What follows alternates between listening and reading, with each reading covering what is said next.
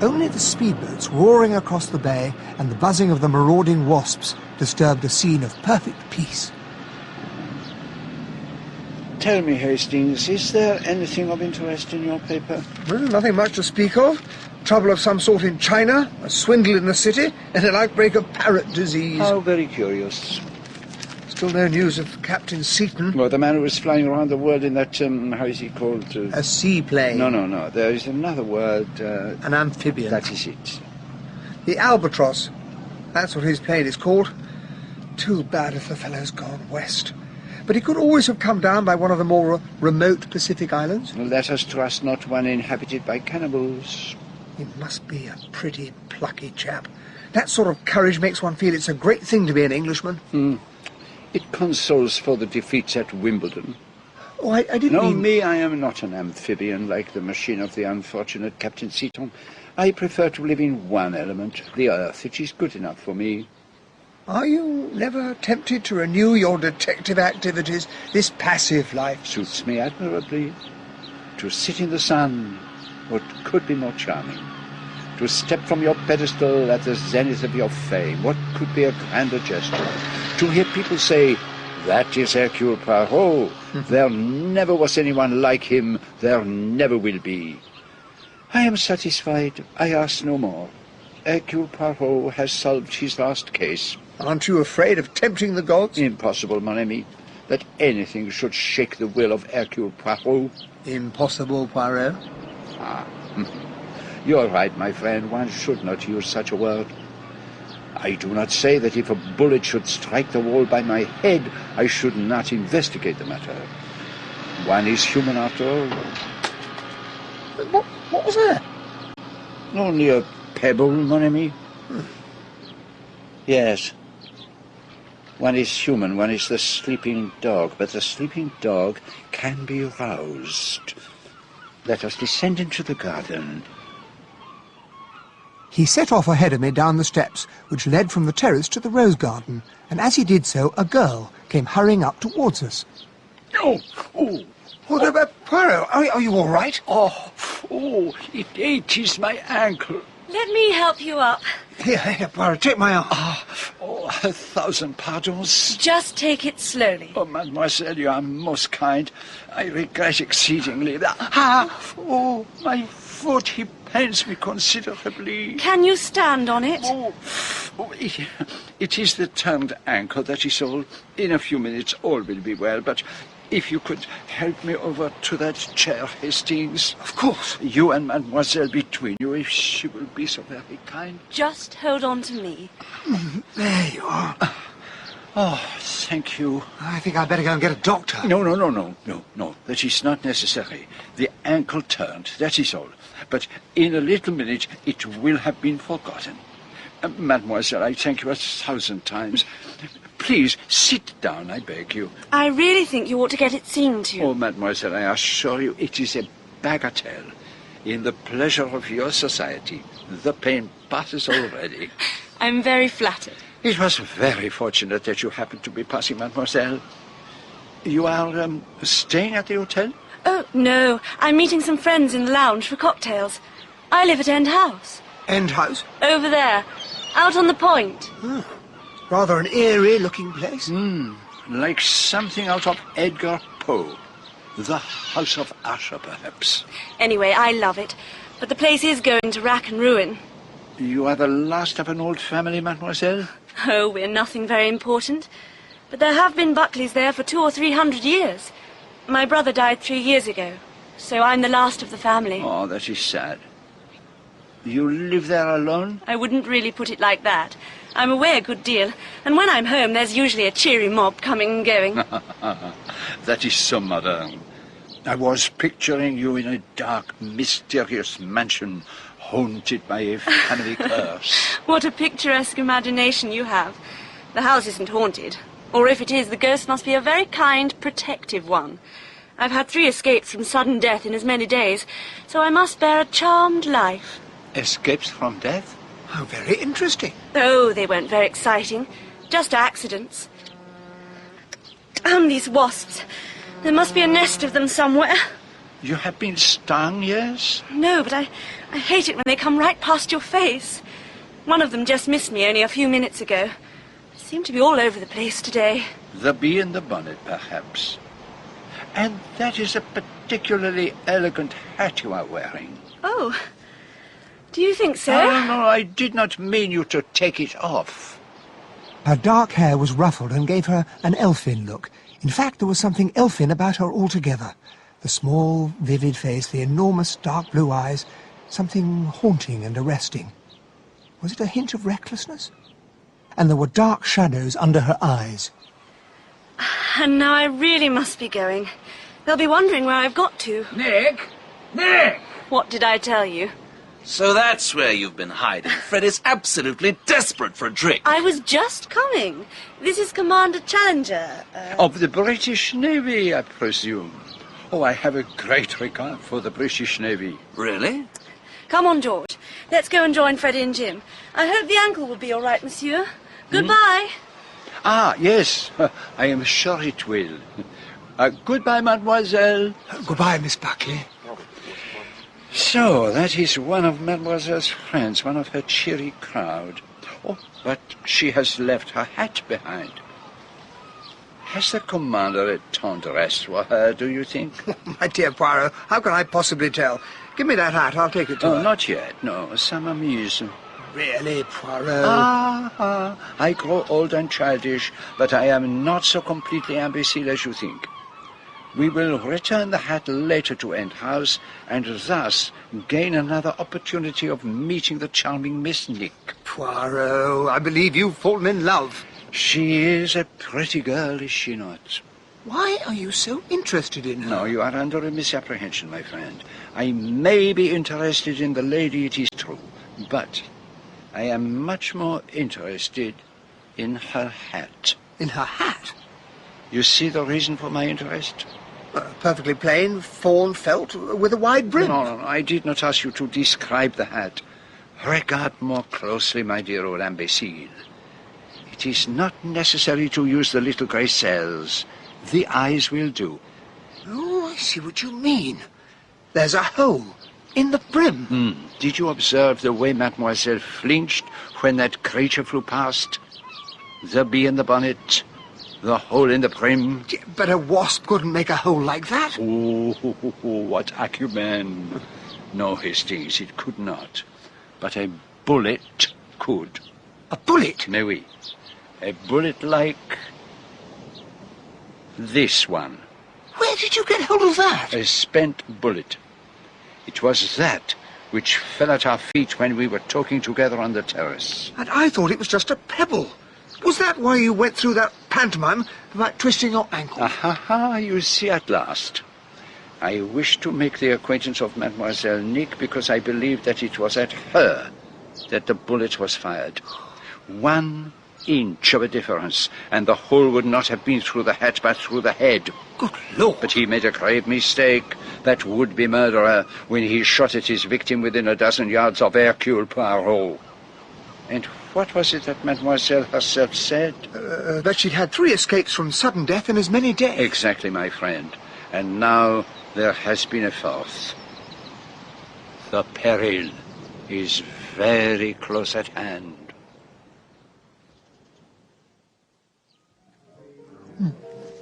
Poirot, I've been thinking. An admirable exercise, mon ami. Continue it.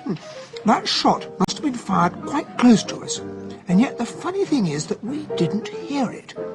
It is rather odd. No, it is not at all odd. All this morning, speedboats have been making trips round the bay. Ma foi, you could fire a machine gun almost and never notice it when one of those abominations goes pop, pop, popping out to sea. And here comes Mademoiselle Nick and more of her cheery crowd. Evidently they are going to take lunch here, and therefore, when a suitable opportunity presents itself, I must return the hat. For the remainder of our meal, my friend was silent and unusually distant, keeping his eye entirely on Miss Buckley and her friends. Challenger was sitting next to her, and there was a tall, fair, rather exquisite young man with a supercilious manner and a tired drawl. The woman sitting beside him was an unusual type. A weary Madonna describes her best. Her face was dead white and emaciated, yet curiously attractive. Her eyes were light grey with very large pupils. At the end of the meal, the two men left to inspect a very ostentatious, gleaming red car which belonged to the languid young man, and the two women went to take coffee in the lounge. Now is our opportunity to have a little word with Mademoiselle Nick. I will see if I can arrange a meeting at End House where we can be away from the rest of them. He marched into the lounge with an almost military determination and drew Miss Buckley to one side. Mademoiselle, may I crave one little word with you? I was left feeling rather ill at ease, not knowing whether to strike up a conversation with Miss Buckley's companion or not. She was staring at me with a look of curious detachment. Oh, why don't you sit down until your friend has finished with Nick? Thank you. Miss Buckley very kindly came to the rescue of my friend when he twisted his ankle this morning. So Nick told me. There doesn't seem to be much wrong with his ankle now, does there? Just a momentary sprain. Well, at least I'm glad to hear that Nick didn't invent the whole thing. She's the most heaven-sent little lie that ever existed, you know. Is that so? She's one of my oldest friends, but I always think loyalty's a tiresome virtue, don't you? Nick told us all a marvellous story about something going wrong with the brakes of her car. But Jim Lazarus, he was with us just now, said there was nothing in it at all.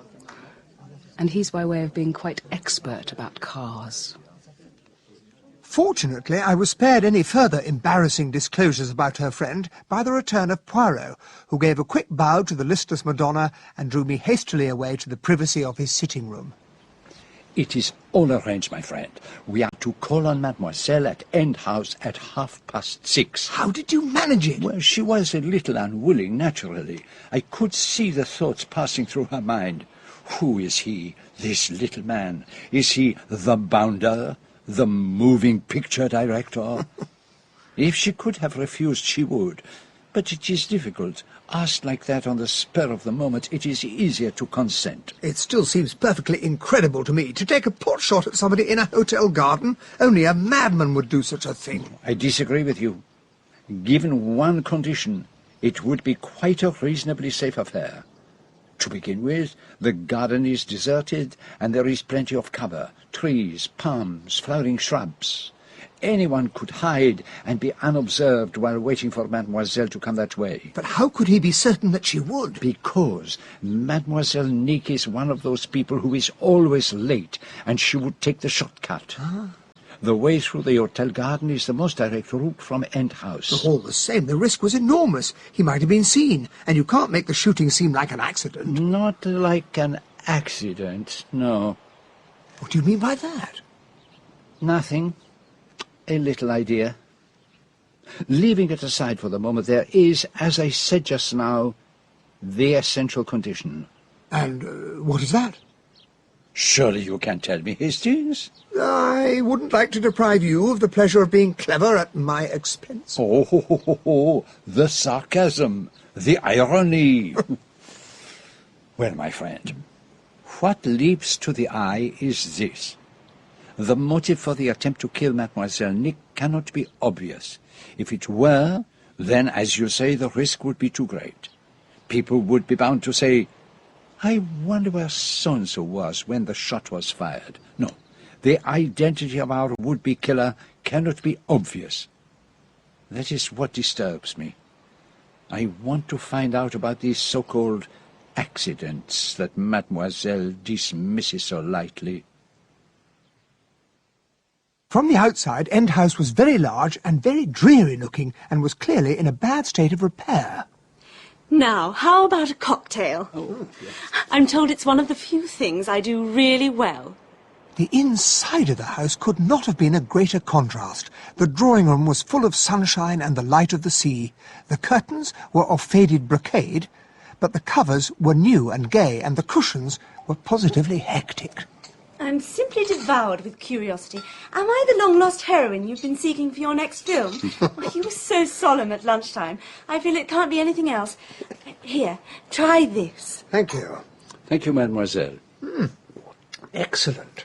Well... To your good health, mademoiselle.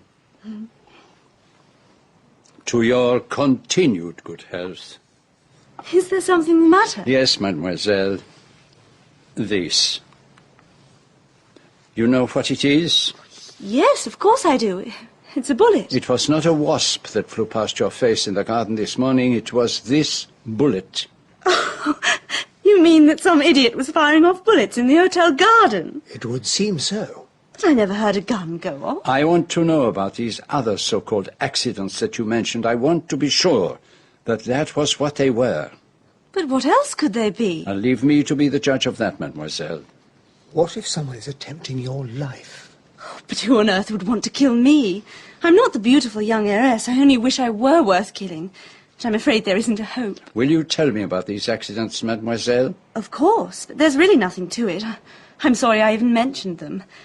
There's a heavy picture that hangs over my bed. It fell down in the night. As luck would have it, I happened to hear a door banging somewhere in the house, and I went down to shut it. Otherwise, it would probably have bashed my head in. And what about accident number 2? Oh, that's even more feeble. There's a scrambly cliff path down to the sea, which I use most days when I go to bathe. A boulder got dislodged somehow and came roaring down, just missing me. It gave me the fright of my life. I'm sure it must have done. The third thing was quite different. Something went wrong with the brakes of my car. I don't quite know what. The garage man did explain, but I couldn't really follow it. If I'd gone down the hill towards the town, there would have been a devil of a smash. But owing to my always leaving something behind, I turned back and only ran into the laurel hedge. And you can't say what the actual trouble was? If you really want to know, you can ask them at Mott's garage. I think what it boiled down to was that something had come loose or been unscrewed. Where do you keep your car, mademoiselle? In the shed, round the other side of the house. So anyone could tamper with a car without being noticed? Well, yes, I suppose so. Oh, but it's so silly. No, mademoiselle, it is not silly. I tell you, you are in grave danger. Do you know who I am? I'm afraid I don't. Should I? I am Hercule Poirot. Oh, yes. You are not at ease. That means, I suppose, that you have not read my books. Well, no, not all of them, but I know the name, of course. Mademoiselle, you are a polite little liar. I forgot, you are only a child. You would not have heard. So quickly does fame pass. My friend will tell you. Monsieur Poirot was a great detective. Oh, is that all you can find to say? Tell mademoiselle that I am a detective unsurpassed, the greatest that ever lived. Well, that's no longer necessary.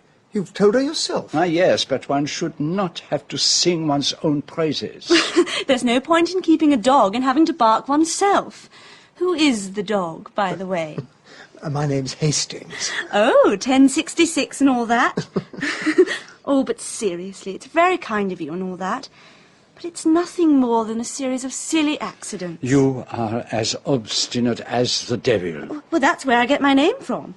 My grandfather was supposed to have sold his soul to the devil. Everyone round here called him Old Nick. Oh, he was a wicked old man, but great fun. I adored him. I went everywhere with him. And so they called us Old Nick and Young Nick. My real name is Magdala. What a very unusual name. Yes, it's a kind of family one. There have been lots of Magdalas in the Buckley family. There's one on the wall over there. Oh, and very beautiful she is, too. And the portrait over the mantelpiece, is that your grandfather, mademoiselle? Yes, that's Old Nick. Quite striking, isn't it? Oh, Jimmy Lazarus wanted to buy it. He offered me £50 for it, but I wouldn't sell. I've got a great affection for Old Nick. There was a saying round here that everything he touched turned to gold. But he was a gambler and soon ran through it all. When he died, he left hardly anything beside the house and the land.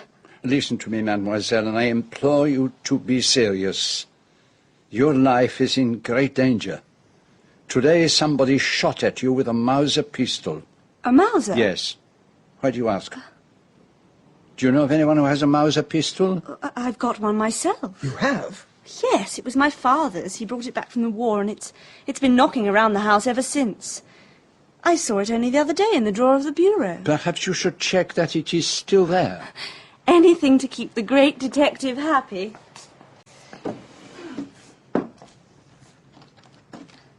That's funny. I could have sworn I saw it in here.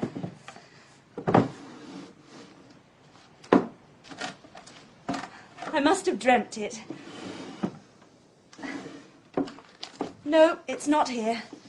I expect it's somewhere around. You remember, Hastings, that I told you I had a little idea? Well, it was correct. Supposing Mademoiselle had been found shot, lying in the hotel garden, and beside her hand, just fallen from it, would have been found her own pistol. There would be suggestions, no doubt, of worry, of sleeplessness. Oh, that's true enough. Everybody's been telling me I've been looking nervy lately. They would have brought in a verdict of suicide. Mademoiselle's fingerprints on the pistol and nobody else's. Oh, terribly amusing. N'est-ce pas? But you understand, mademoiselle, there must be no more of this.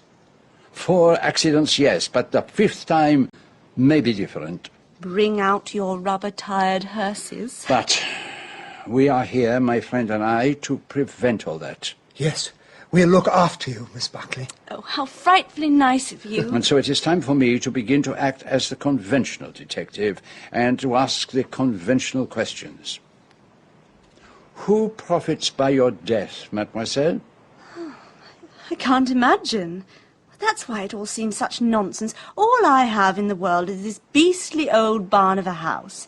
And it's mortgaged up to the hilt. The roof leaks, and there can't be a diamond mine or anything exciting like that hidden in the cliff. It is mortgaged, you say? Yes, I had no alternative. You see, there were 2 lots of death duties on top of one another. First, my grandfather died, just 6 years ago, and then my brother. That just about put the lid on the financial position. And your father? He was invalided home from the war, then got pneumonia and died in 1919. And after you, mademoiselle, who is your nearest relative? My cousin, Charles Weiss. He's a solicitor in St. Lou. Quite good and worthy, but very dull. Does he manage your affairs for you? I suppose you could say that, not that I've really any to manage. He fixed up the mortgage for me and made me let the lodge. The lodge? And to whom is it let? To some Australians. Croft, their name is. Too terribly friendly for words. Always bringing me sticks of celery and peas and that sort of thing. Mrs. Croft's a cripple and lies on the sofa all day. But they pay the rent, and that's what matters. And now for your friends, mademoiselle, the ones with whom you were lunching today, for instance. Well, Freddie Rice, Frederica, is practically my greatest friend. Oh, she's had a rotten life. Married to the most frightful beast. Drink and drugs and all that. She left him a couple of years ago. Since then, she's just drifted about. Oh, I wish to goodness she'd marry Jimmy Lazarus. Is that the art dealer in Bond Street? Yes, Jim's the only son. Rolling in money. He's devoted to Freddie, and they go everywhere together. And where is Mrs. Rice's husband? Oh, God knows. He's dropped out of everything. It makes it horribly awkward for Freddie. You can't divorce a man when you don't know where he is. And what about the good Commander Challenger? I've known George for about 5 years. It seems like all my life. He's a good soul, George. He wants you to marry him, He does mention it now and again in the small hours of the morning or after the second glass of port. But you won't accept him. What would be the use of George and I marrying one another?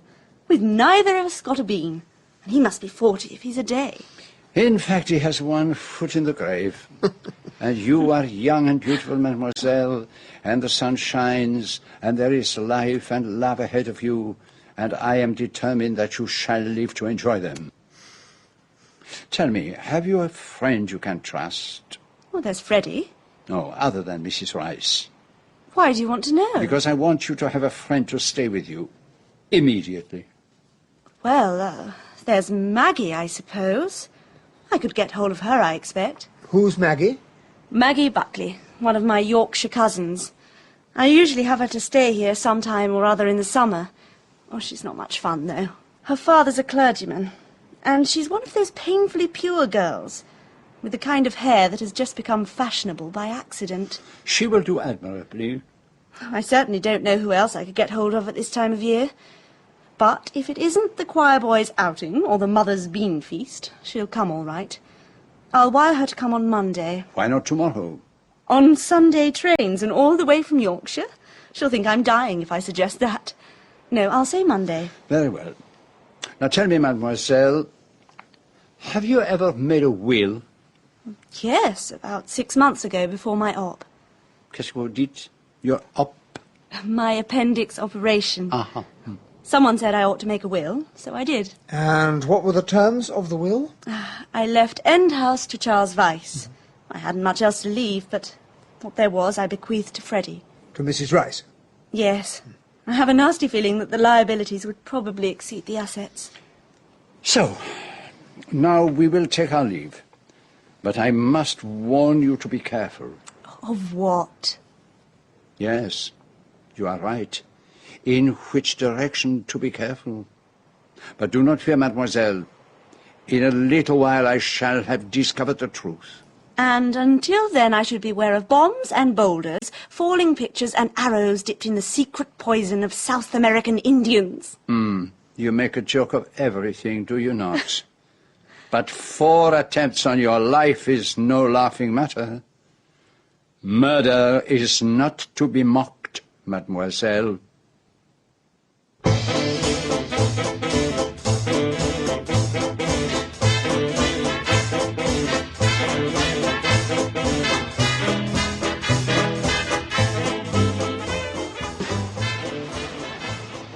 You see, Hastings, where the path leads down the cliff to the sea, that is where the boulder so narrowly missed Mademoiselle Nick.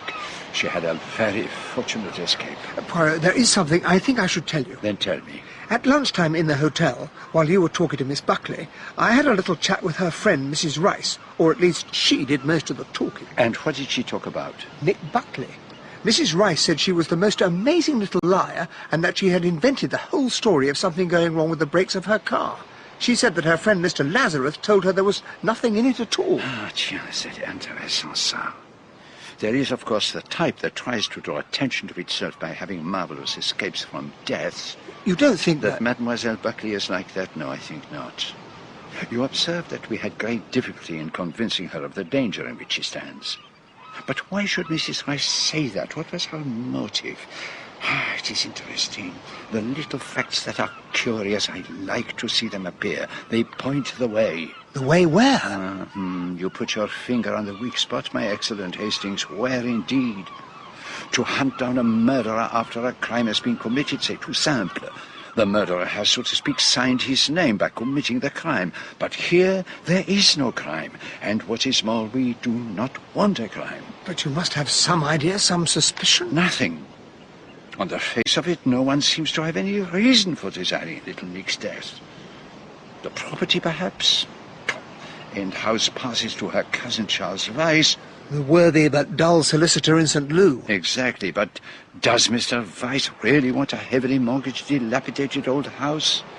We must speak to him, certainly, but the idea seems fantastic. And everything else goes to Frederica Rice. The bosom friend with her strange eyes and the air of a strayed Madonna. What is her concern in the business?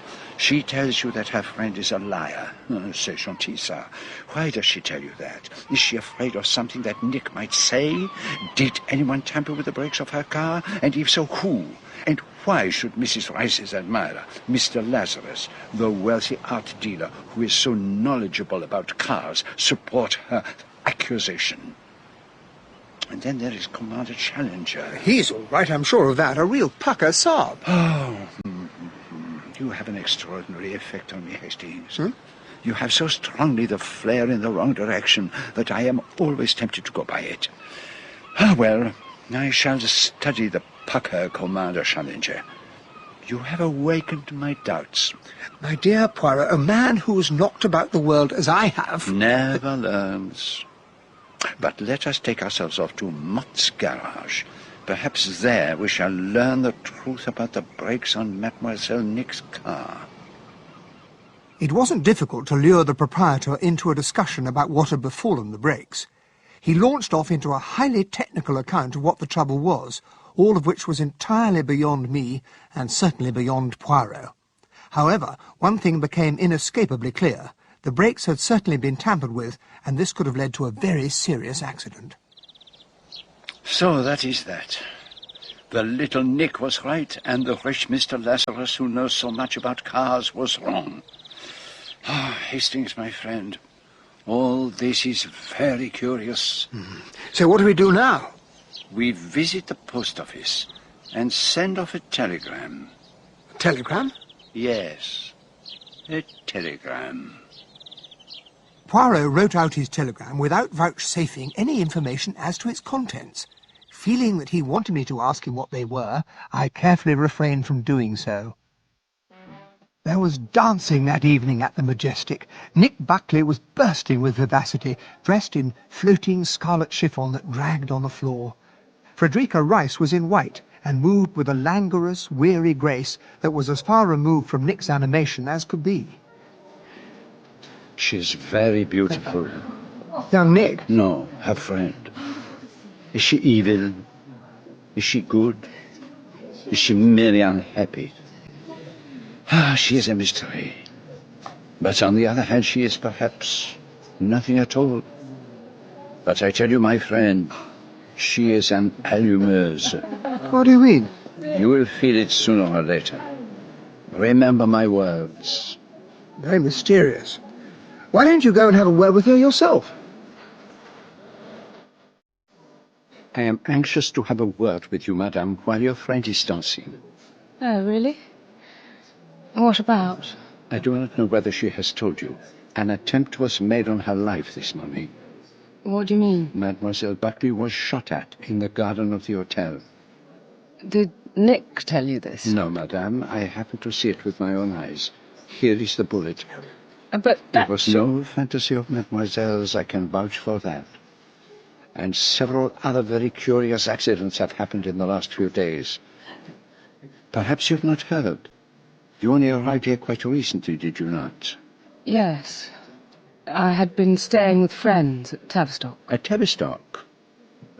I wonder, madame, what were the names of the friends with whom you were staying? Is there any reason I should tell you that? Oh, 1,000 pardons, madame. I am most maladroit. But I myself have friends at Tavistock, and I thought that perhaps you might have met them there. Buchanan, that is their name. Well, I can't remember anyone called that, but don't let's talk about boring people in Tavistock. I want to know about Nick. Who shot at her, and why? I do not know, as yet, but I shall find out. You may not be aware of the fact, madame, but I am a detective. Hercule Poirot is my name. Very famous name. Madame is too kind. And what do you want me to do, Monsieur Poirot? To watch over your friend. That is all.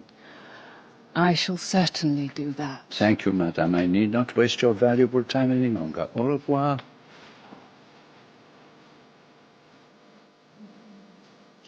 I think you're rather showing your hand, Poirot. What else can I do? It lacks subtlety, perhaps, but it makes for safety.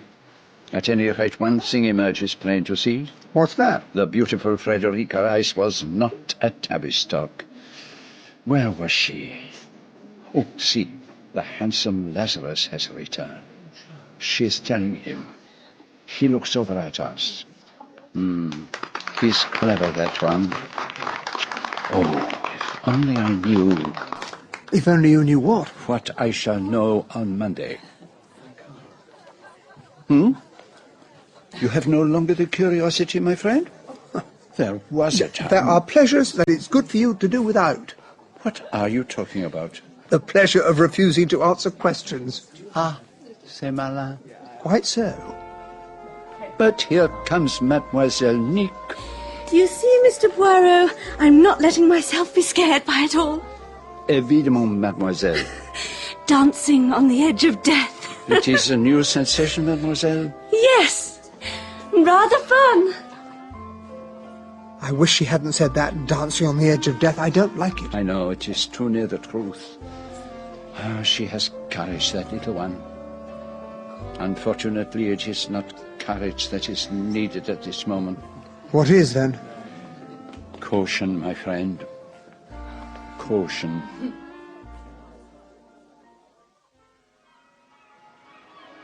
The following day was Sunday, a beautiful, calm English Sunday.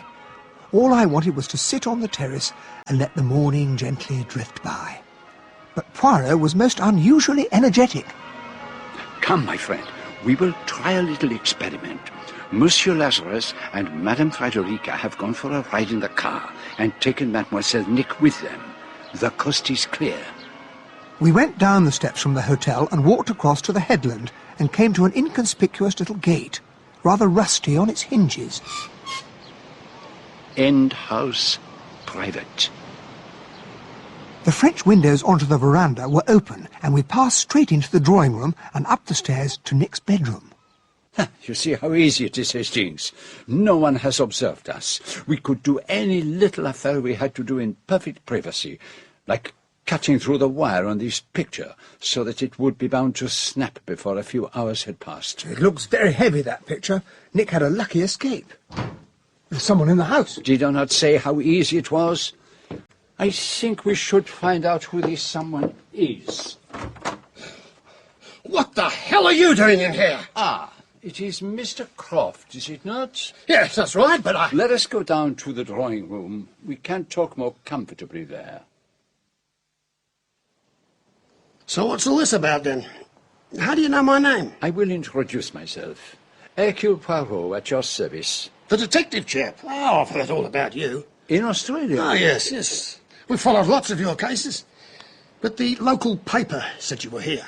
The local paper? The St. Louis Herald. Oh, the famous French detective. Belgian. But it makes no matter. This is my friend Captain Hastings. Pleased to meet you. Oh, hi. What were you doing in Nick's room? Were you looking for something? Oh, it is all very simple. The other night, a picture fell from over Mademoiselle Buckley's bed. She may have told you about it. She certainly did. She was lucky not to have her skull cracked open. I promised her that I would bring her a special chain, one that would not snap. And since she told us that she would be out this morning, I take the opportunity to do the necessary measurements. So, that's all that is. If you're not too busy, Mr. Poirot, could you spare the time to come back to the lodge? Have a cup of tea. Australian fashion, huh? Meet the wife? She'd be tickled pink to meet you. You are too kind, Monsieur Croft. We shall be delighted. You have all the measurements correctly, Hastings? What? Oh, yes, of course. Then follow me. The lodge is only just across the garden. Have you been in England long, Mr. Croft? We'd always wanted to visit the old country. We took a trip to the continent. Paris, Rome, Florence, all that sort of stuff. But when we were in Italy, there was this train accident. My wife was pretty badly hurt. Spine injury. Oh, what a sad misfortune. And so we came here. Found this place. Just what we were looking for. Not too many cars about. No noisy gramophones. Ah, here we are. Cooey! I brought someone really special for you, Mother. I read all about that blue train case, Mr. Perot. That poor Mrs. Kettering and the Heart of Fire. But didn't I read somewhere that you'd retired? Given up for good and all? Ah, madame, you must not believe all you read in the newspapers. So you still carry on the business? If I find a case that interests me. And you're sure you're not down here on business now, Mr. Poirot?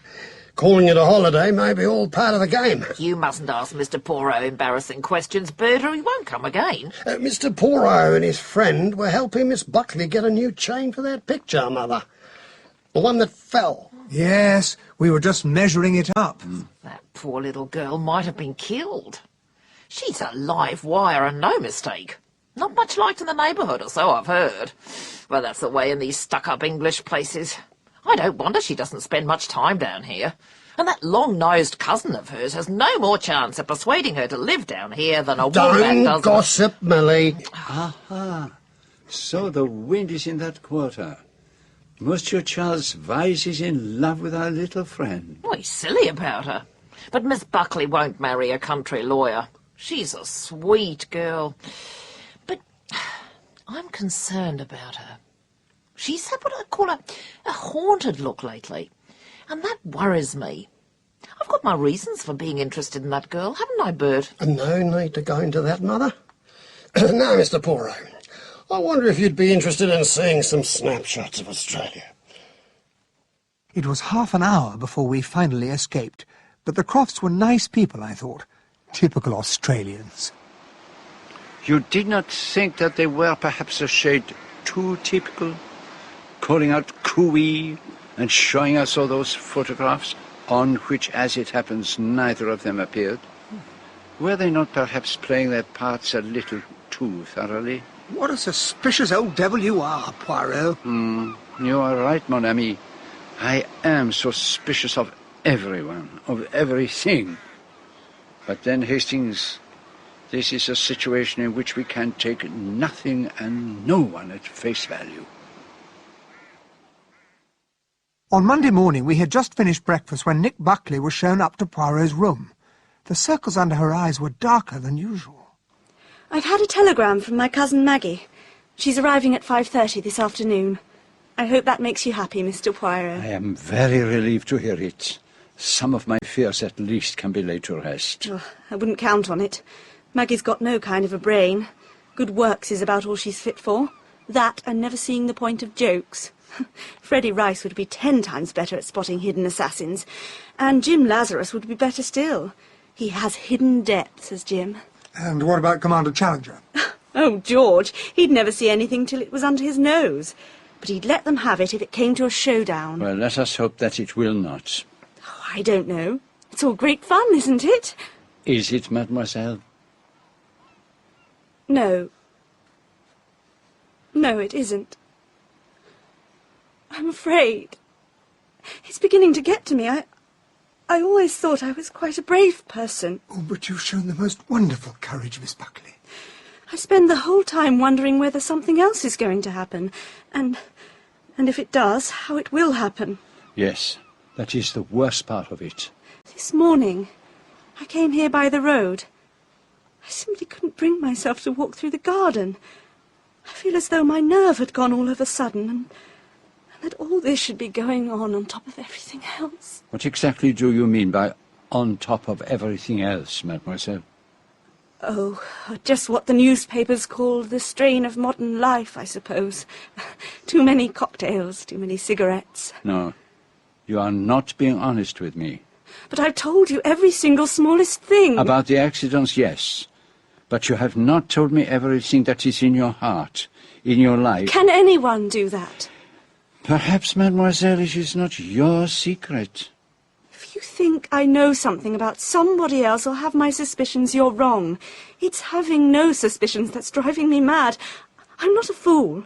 I can see that if these accidents aren't accidents, they must have been engineered by somebody very close at hand. And you have no idea whom that person might be? Not in the very least. Do you know a queer wish I have always had? I want to produce a play at End House. I've seen all sorts of plays performed there in my mind. And now it's as though a drama really were being staged there. Only I'm not producing it. I'm in it. I'm probably the person who dies in the first act. No, mademoiselle, this will not do. This is hysteria. Oh. Did Freddie tell you I was hysterical? You mustn't always believe what she says. There are times when she isn't quite herself. Tell me, mademoiselle, have you ever thought of putting End House up for sale? I've thought about it, but that's as far as I've ever got. Would you consider selling it if you got a good offer? No, I don't think I would. Not, I mean, unless it was such a ridiculously good one that it would be foolish to turn it down. Quite so, I understand. By the way, there are fireworks tonight, Regatta Week and all that. I'm having a little dinner party at 8 o'clock. You can see the fireworks splendidly from the garden. Will you come? Oh, we will be enchanted, will we not, Hastings? Many thanks, Miss Buckley. Till this evening, then. Nothing like a party for reviving the flagging spirits. That morning we called on Charles Vyse, or rather at Messrs. Vyse, Trevanion and Bettesworth in the main street of St. Lou. He was tall, pale and impassive, and beginning to go a little bald. Poirot had brought a document with him on which he said he needed Mr. Weiss's guidance. It was all settled in a matter of minutes. I am very much obliged to you. For a foreigner, you understand, these legal matters can be very difficult. I'm only too glad to have been of assistance. May I ask who recommended me to you? Miss Buckley. Your cousin, is she not? I tried to see you on Saturday morning. When was it, Hastings? At about 12:30. But you were out, I think. That is right. I left early on Saturday. Mademoiselle, your cousin must find that large house very lonely. She lives there by herself, I understand. That is so. Tell me, Mr. Weiss, is there any chance of the property ever being on the market? None at all, I should say. You must understand I do not ask idly. I myself am in search of such a property. The climate of Saint-Loup enchants me. It is true that the house itself is in very bad repair, but I gather there has been very little money to spend on it. You do not think it possible that Mademoiselle would consider an offer? I'm certain that nothing would induce her to sell. Oh. My cousin is quite fanatically devoted to the place. It is, you understand, a family home. Selling it would be quite out of the question. And what impression did this Charles Weiss make on you, my friend? A very negative one. The kind of man you'd never remember on meeting again. Did you notice anything that struck you as curious in the course of his conversation with us? Well, I certainly wouldn't have said that Miss Buckley was fanatically devoted to End House. She's fond of the place, but nothing more than that. And did you notice anything else?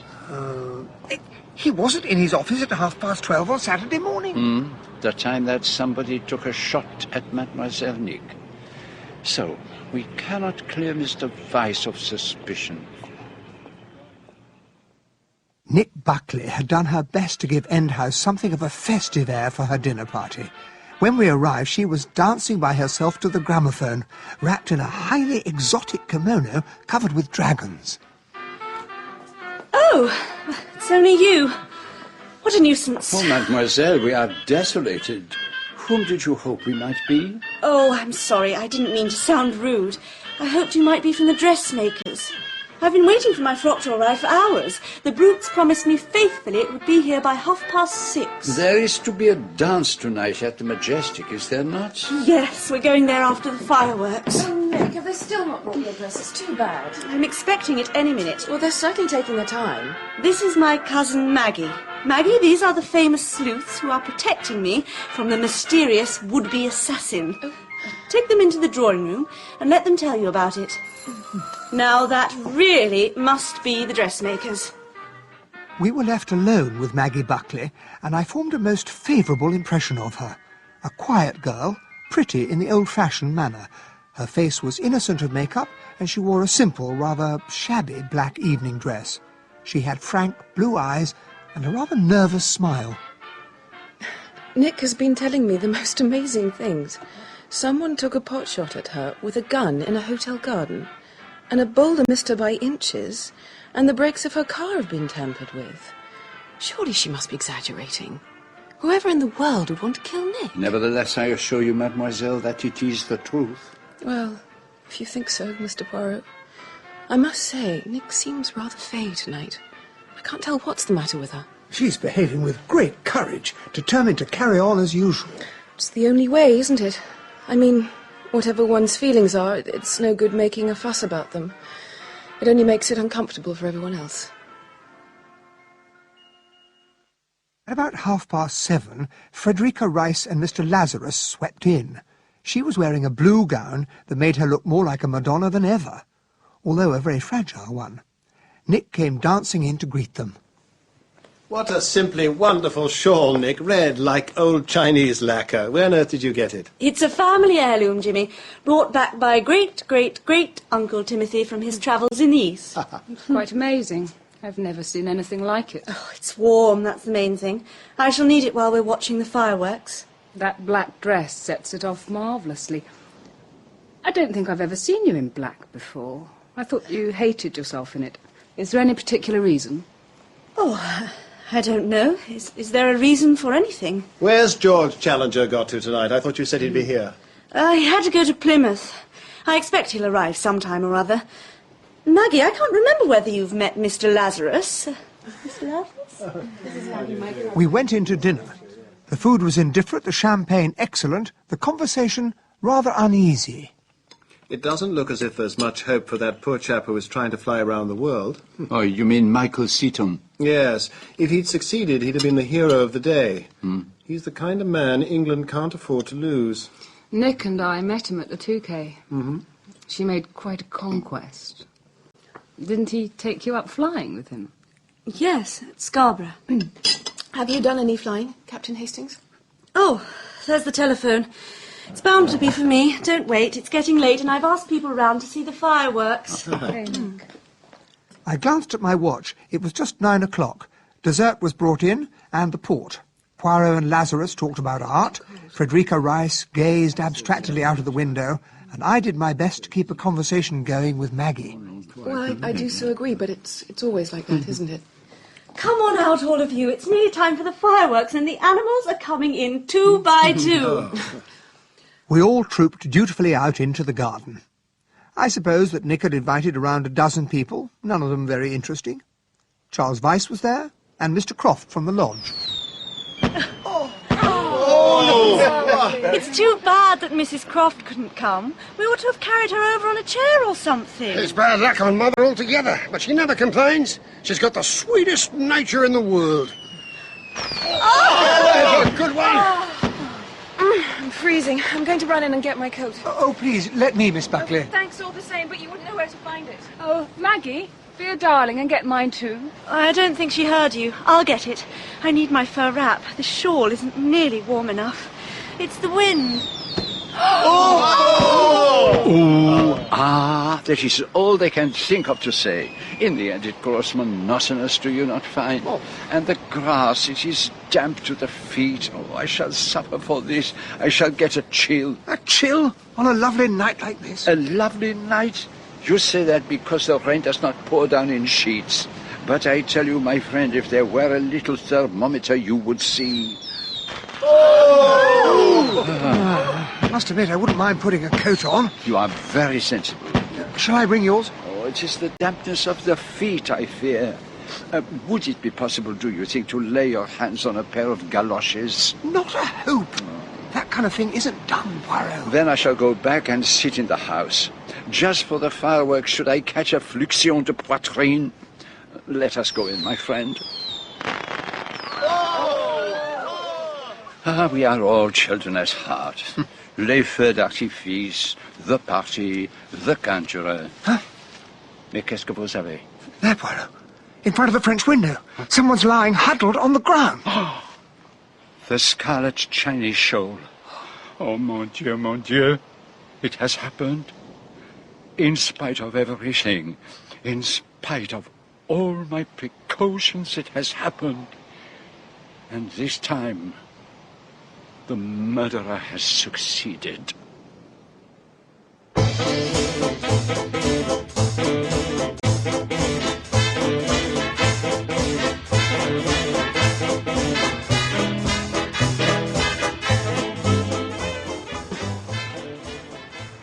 In spite of everything it has happened, I should have foreseen. Not for an instant should I have left her side. You mustn't blame yourself, Poirot. If somebody was so determined to kill Miss Buckley... I'm sorry I've been so long, Maggie. I couldn't find my... What is it? What's happened? Maggie? Oh, Maggie. Yes, Maggie. I thought that it was you, mademoiselle. Is she dead? Yes, mademoiselle. She is dead. But why? Who could have wanted to kill Maggie? It was not her they meant to kill, mademoiselle. It was you. They were misled by the shawl. Oh, my God. Why couldn't it have been me? I don't want to live. Now. I'd be glad. Happy to die. Take Mademoiselle Nick into the house, Hastings, and then telephone the police. Tell them someone has been shot. And then get back to Mademoiselle immediately. She must on no account be left on her own. I helped the half-fainting girl through the French windows of the drawing-room and laid her on the sofa. I was trying to locate the telephone out in the hall when Ellen, the housekeeper, suddenly appeared. What is it, sir? Has something happened? Yes, where can I find the telephone? There's nothing wrong, is there, sir? There's been an accident. Somebody's been hurt. I must ring the police. Who's been hurt, sir? Miss Buckley, Miss Maggie Buckley. Miss Maggie? Are you sure, sir? Are you sure it's Miss Maggie? Of course I'm sure. Why? Oh, nothing, sir. I thought it might be one of the other ladies. I thought it might be Mrs. Rice. Look, please, tell me where I can find the telephone. It's just through there, sir, in the little room under the stairs. Thank you. If you'd like me to... No, that's all. Oh, can you tell me where I can find some brandy? It's on the little table by the dining room window, sir. But wouldn't it be better? No, I'll see to it. Now, leave me. Please. Yes, sir. Of course, sir. I made my report to the police and rang up the doctor, and then took Nick a glass of brandy. She was trying to sit up. It's so awful. It's all so awful. Everything. I know, my dear, I know. No, you can't know. It's all such a waste. If only it had been me. You mustn't say No, that. you don't know. Poor Maggie. Poor dear old Maggie, who never harmed a soul in her life. We shared all our secrets together. That this should happen to her. I feel as though I'd killed her. Poirot remained out in the garden, conferring with the doctor and the police for what seemed like hours. Eventually he came in with the inspector, who was clearly no stranger to Nick. Not impeding traffic this time, Inspector. This is a terrible business, Miss Buckley. Mr. Poirot tells me that you were shot at in the grounds of the Majestic Hotel the other morning. That's what he told me. I thought it was a wasp, but apparently it wasn't. And I gather there were some peculiar accidents before that. I'd just like to know how it came about that your cousin happened to be wearing your shawl tonight. We came into the house to fetch our coats. It was rather cold watching the fireworks in the garden. I threw the shawl onto the sofa here, and Maggie and I went upstairs. I got the coat I'm wearing now and found a wrap for Freddie. Freddie? My friend, Mrs. Rice. Then Maggie called out that she couldn't find her coat. She went downstairs to look for it, but she still couldn't find it. I called down to tell her that I'd bring her something of my own, but she said it didn't matter. She'd take my shawl. She must have gone out then. No, you mustn't distress yourself, Miss Buckley. Just tell me this. Did you hear the shot? Or shots? No. All I could hear was the fireworks. That's just it. You'd never notice a shot with all that going on. Probably the work of some homicidal maniac. Well, I won't need to ask you any more questions tonight, Miss Buckley. Thank you, Inspector. Good night, miss. I'm more sorry about this than I can say. I have been talking to your doctor, and with your approval, of course, mademoiselle, we think it would be best if you were to spend a few days in a private nursing home. Because of the shock? I want you to feel safe, mon enfant, and I want to feel that you are safe. You understand? Yes, I understand, but I don't think that you do. I'm not afraid anymore. I don't care one way or another. If anyone wants to murder me, they can. What happened? There's a policeman at the gate. He said there'd been a murder. Is it Nick? It's all right, George. Don't be an idiot. I'm quite safe. God, but somebody's dead. The policeman said so. Yes, Maggie. Poor old Maggie. Now come, Miss Buckley. I will take you to the doctor's car. We will ask the housekeeper to pack a few things for you. Come. That's very considerate of you, Mr. Poirot. I don't want to stay here any longer. What's the matter? Where's he taking her? To a nursing home. It's all been the most terrible shock for her. What a simply ghastly tragedy. Poor Maggie. Come and have a drink, Commander. You're all to pieces. I don't mind if I do. You see, I thought it was Nick who'd been killed. I doubt if I shall ever forget the night that followed. Poirot was a prey to such an agony of self-reproach that I was quite alarmed. Ah, what it is to have too good an opinion of oneself. I am punished. I was too sure of myself. No. I had put a cordon round mademoiselle, and the killer slipped through it under our very eyes. And now the position is changed for the worse. It may mean that not one life, but two will be sacrificed. You really think, then, that Nick Buckley's life is still in danger? Oh, my friend, for what other reason did I send her to the nursing home? I take the doctor into my confidence. He will make the arrangements. No one, not even her dearest friend, will be admitted to see Miss Buckley. You and I are the only ones permitted. You don't think that the inspector may have had a point, that it was the work of a madman? No. I am more than ever convinced that the murderer is someone in Mademoiselle's own circle. But surely tonight has ruled out that possibility. We were all together watching the fireworks. Now, could you swear, Hastings, that no one left our little company there on the edge of the cliff? Is there any one person whom you could swear you had seen all the time? No, I don't think I could. On different occasions I noticed Frederica Rice, Lazarus, Croft, and Vyse, but all the time, no. Exactly. And yet, where is the motive? Who can conceivably have had a reason for wanting to do away with Nick Buckley? But always we come back to the same problem. What is there to inherit? That telegram I sent the other day. Oh, yes. You were very mysterious about that. It was to an art expert in London. I wanted him to come down and inspect the portrait of Miss Buckley's grandfather, for which Monsieur Lazarus had offered her £50. Now, supposing, for instance, that it were worth several thousand. Oh, it is far-fetched, but we must neglect nothing that may bring us nearer the truth. And what did he say? He will come down tomorrow to examine it. Oh, but now I need to employ the little grey cells. I advise you, Hastings, to go to bed. Nope, not unless you do. Oh, most faithful of dogs. But you cannot assist me to think. At least I beg you, take the easy chair. You might find yourself taking, 40 blinks. It was daylight when I awoke. Poirot was sitting where he had been the night before.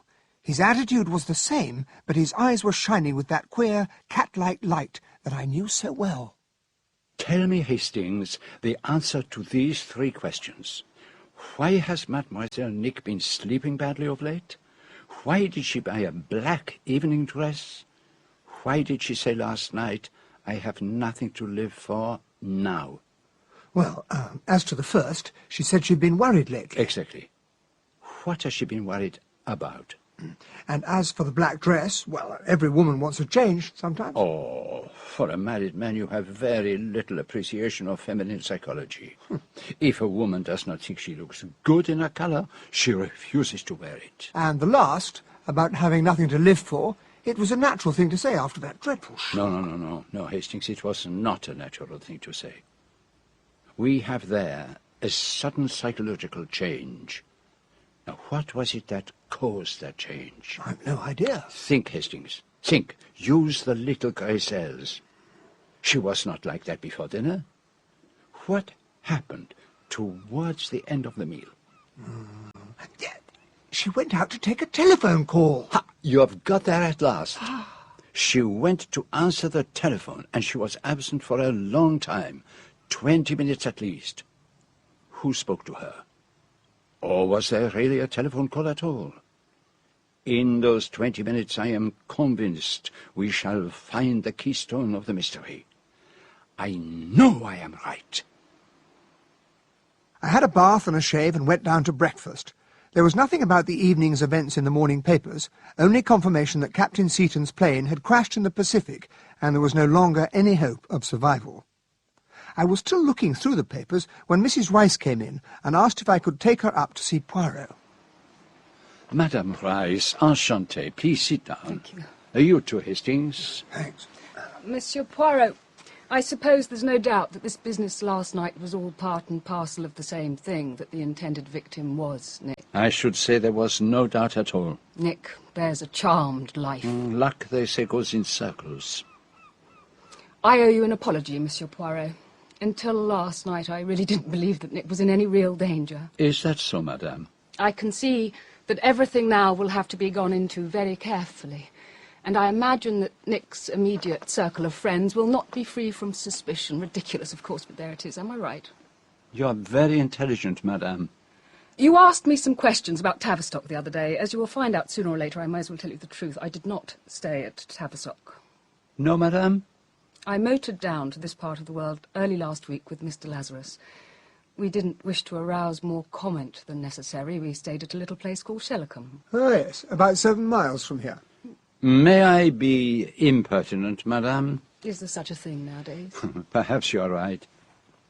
How long have you and Mr. Lazarus been friends? I met him 6 months ago. And you care for him, madame? He's rich. Oh, no, that is an ugly thing to say. Isn't it better for me to say than to have you say it for me? Oh, well, there is always that, of course. May I repeat, madame, you are very intelligent. You'll be giving me a diploma soon. There is nothing more you wish to tell me, madame? I don't think so. I'm going to take some flowers round to Nick and see how she is. That is most amiable of you, madame, and thank you for your frankness. Au revoir, Monsieur Poirot. Goodbye, Madame Rice. She is intelligent, bien sûr, but not so intelligent as Hercule Poirot. What do you mean? That it is all very well to push the richness of Monsieur Lazarus down my throat. Yeah, I must say that rather disgusted me. No, mon cher. You always have the right reaction in the wrong place. It is not a question of good taste. If Madame Rice has a lover who is rich and gives her everything she wants, then obviously she would not need to murder her devoted friend. Oh.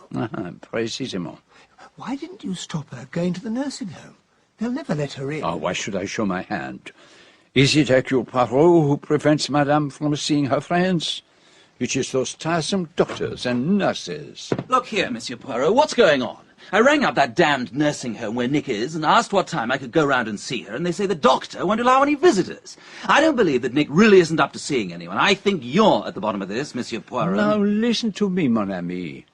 If one guest is admitted, others cannot be kept out.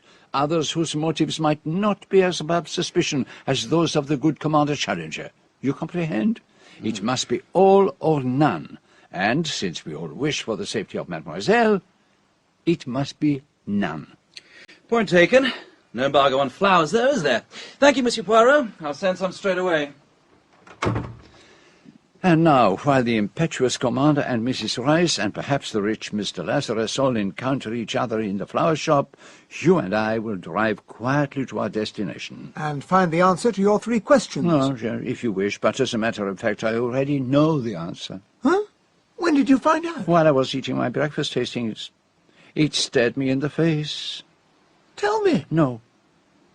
I will leave you to hear it from Mademoiselle. It's good of you to come. You must be brave, Mademoiselle. There is always something to live for. I wish I could believe that. May I offer you my deepest sympathy? So you know. There's no point in trying to hide it any longer. Now that I shall no longer see him again. Courage, Mademoiselle. I haven't any courage left. I've used up every bit over these last weeks. Regard the poor Hastings. He has no idea what we are talking about. Michael Seaton, the man who was trying to fly around the world, I was engaged to him. Oh, I'm very sorry, Miss Buckley. He died like a hero. You heard the news last night? Yes, it was on the wireless. That telephone call was just an excuse. I wanted to hear the news alone. And how long had you been engaged to him? Since just after Christmas, but it had to be kept secret. Why was that? Because of Michael's uncle, old Sir Matthew Seaton. He was a complete crank. Thought women ruined a man's life. Somebody had jilted him, I think. He was frightfully fond of Michael. He put up the money for the Albatross and the round-the-world flight. If Michael had pulled it off, well, he could have asked his uncle anything. He'd have been world famous. His uncle would have come round. So you told no one? Not even Madame Rice? Sometimes I wanted to, frightfully. Especially when his plane was reported missing. It was awful not being able to talk to anyone. You do not think that she may have guessed? I don't think so. Of course, she used to hint at things sometimes, about Michael and I being great friends and all that. But am I not right in supposing that Michael Seaton's uncle died a week or so ago? I seem to remember reading about it. Yes, that's right. And did you not consider telling Mrs. Rice even then? I suppose I might have told anybody. But Michael's round-the-world flight was on the front page of every newspaper. It would have seemed rather boastful to break the news that I was engaged to him. And Michael would have hated the publicity. Yes, I agree. You could not have announced it to the world at large. I only meant that you could have mentioned it privately to a friend. I did sort of hint it to one person. I thought it was only fair. But I don't know how much he took in. You told this person because he was in love with you? Perhaps. You once mentioned that you had made a will. Where is it, mademoiselle? Oh, it's knocking around. At End House? Yes, but I can't say exactly where. Oh, I'm frightfully untidy. It's probably in the writing table in the library, or it might be in my bedroom. You permit me to make a search? If you want to. Look anywhere you like.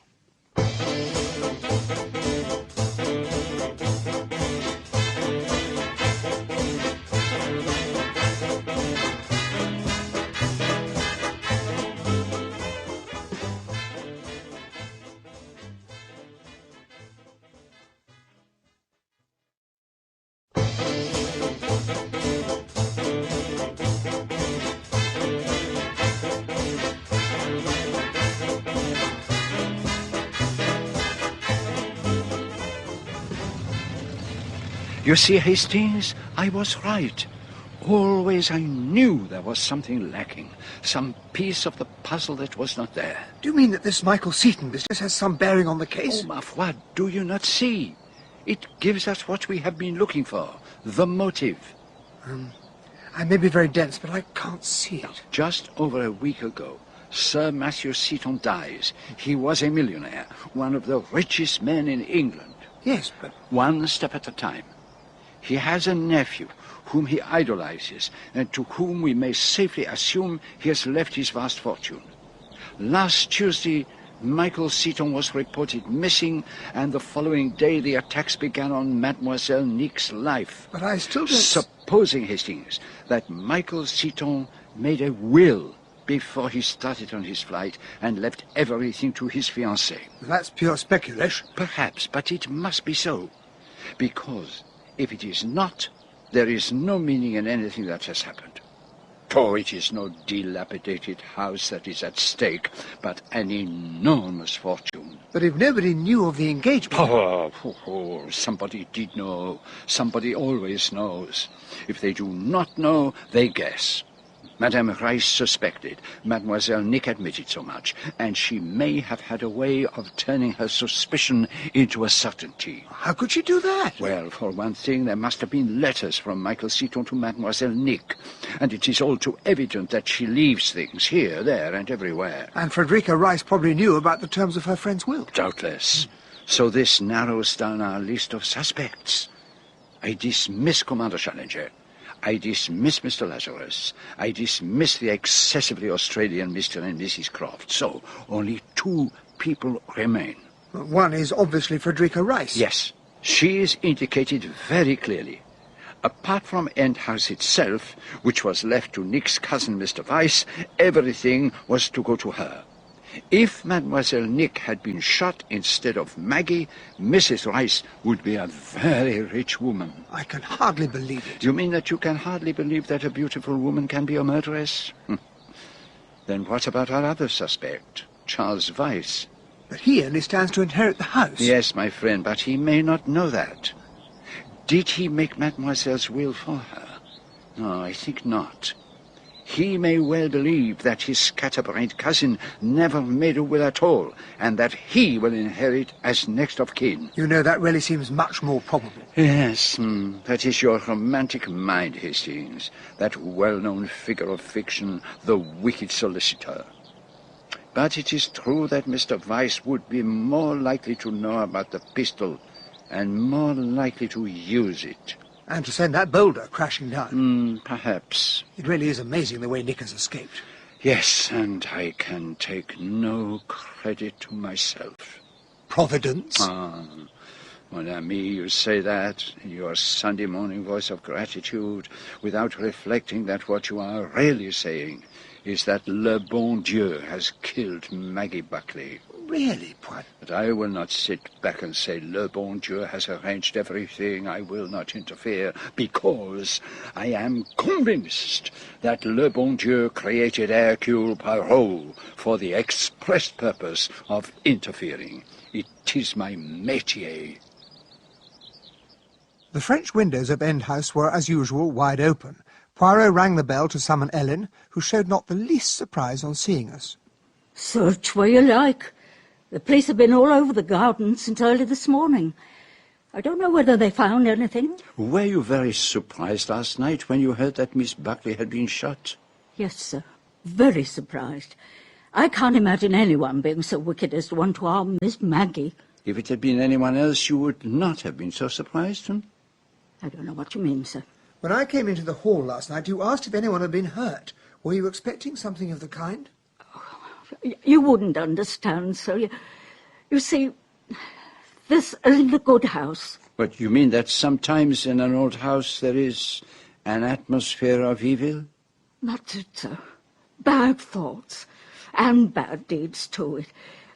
It's like dry rot. You can't get rid of it. I always knew something bad would happen here one day.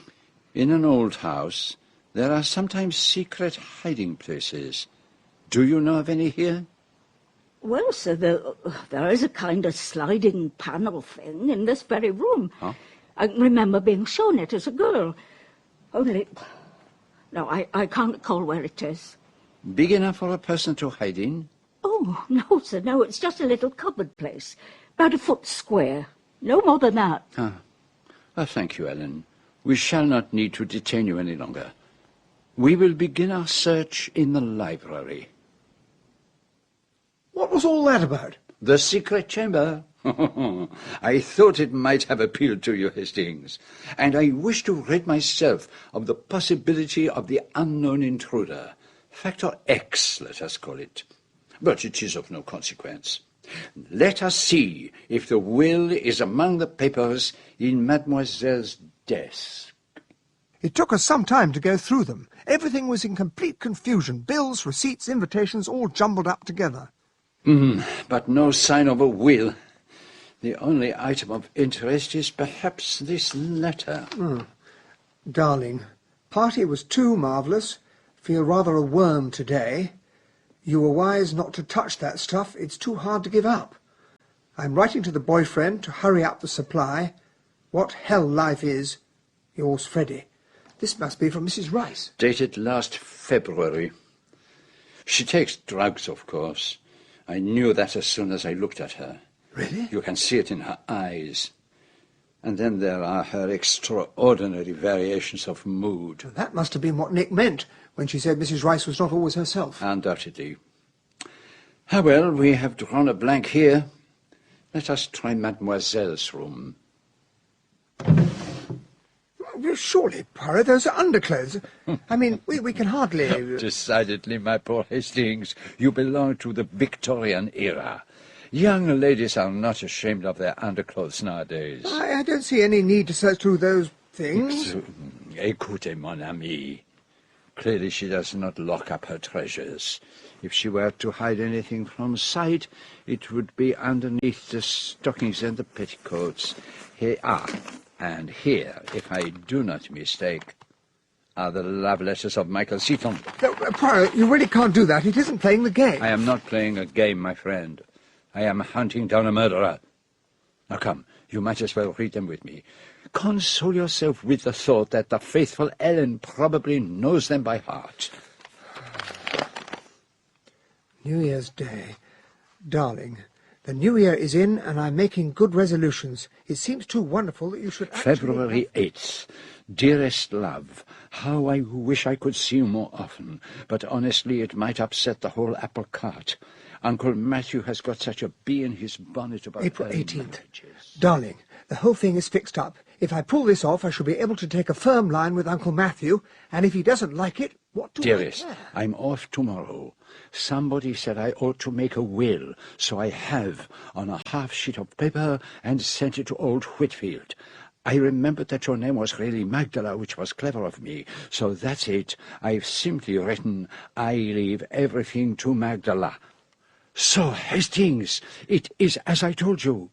We now know that the fact that Michael Seton made a will in favor of Mademoiselle Nick is actually recorded in writing, and with the letters so casually hidden, anyone could read them. Ellen? Almost certainly.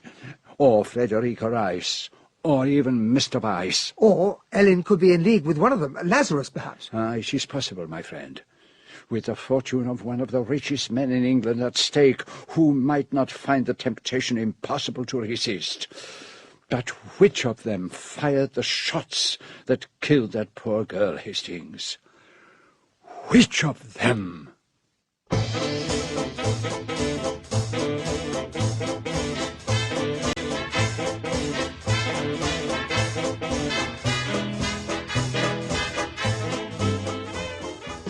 Back again already, Monsieur Poirot?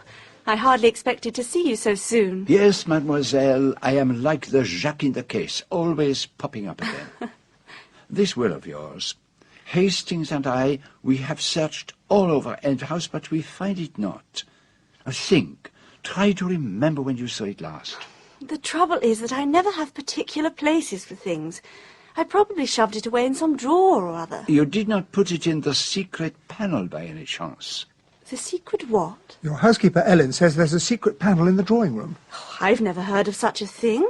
I suppose Grandfather must have known about it, but if he did, he never told me. Are you sure Ellen isn't making it all up? No, mademoiselle, I am not at all sure. Oh, but we are wandering from the subject. Your will, the last will and testament of Magdalene Buckley. I put that in, last will and testament, and said pay all debts and testamentary expenses. I remembered that out of a book I'd read. You did not use a will form, then? There wasn't time for that. I was just going in for my appendix op. Mr. Croft said will forms could be very misleading. Mr. Croft, the fellow who lives in your lodge? Yes. It was he who asked me if I'd made one. I'd never have thought of it myself. Very helpful, the excellent Mr. Croft. He got Ellen in to witness it. Oh, of course. Oh, what an idiot I've been, letting you hunt round End House. Charles has got it.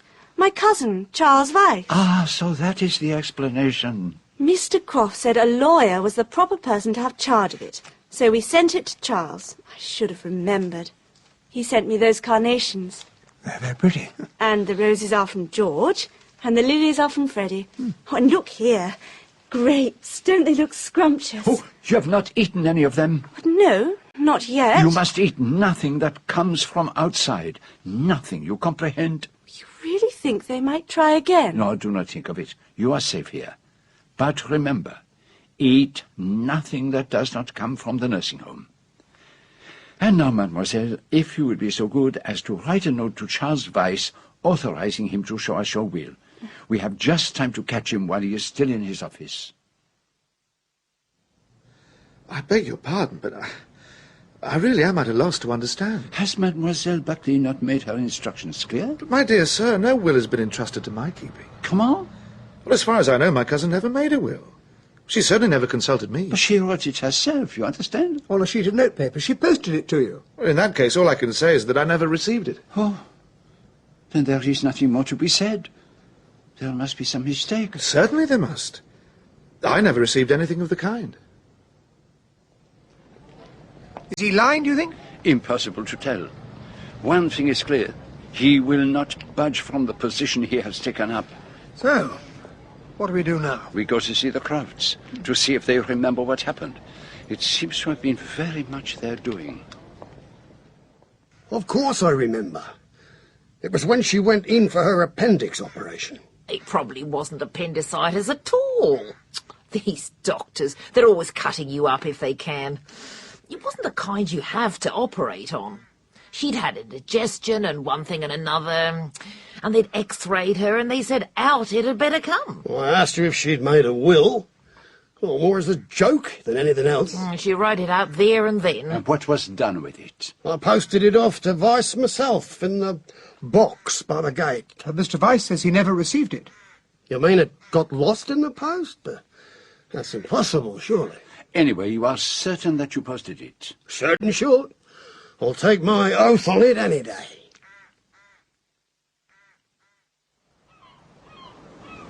So which of them is telling the truth?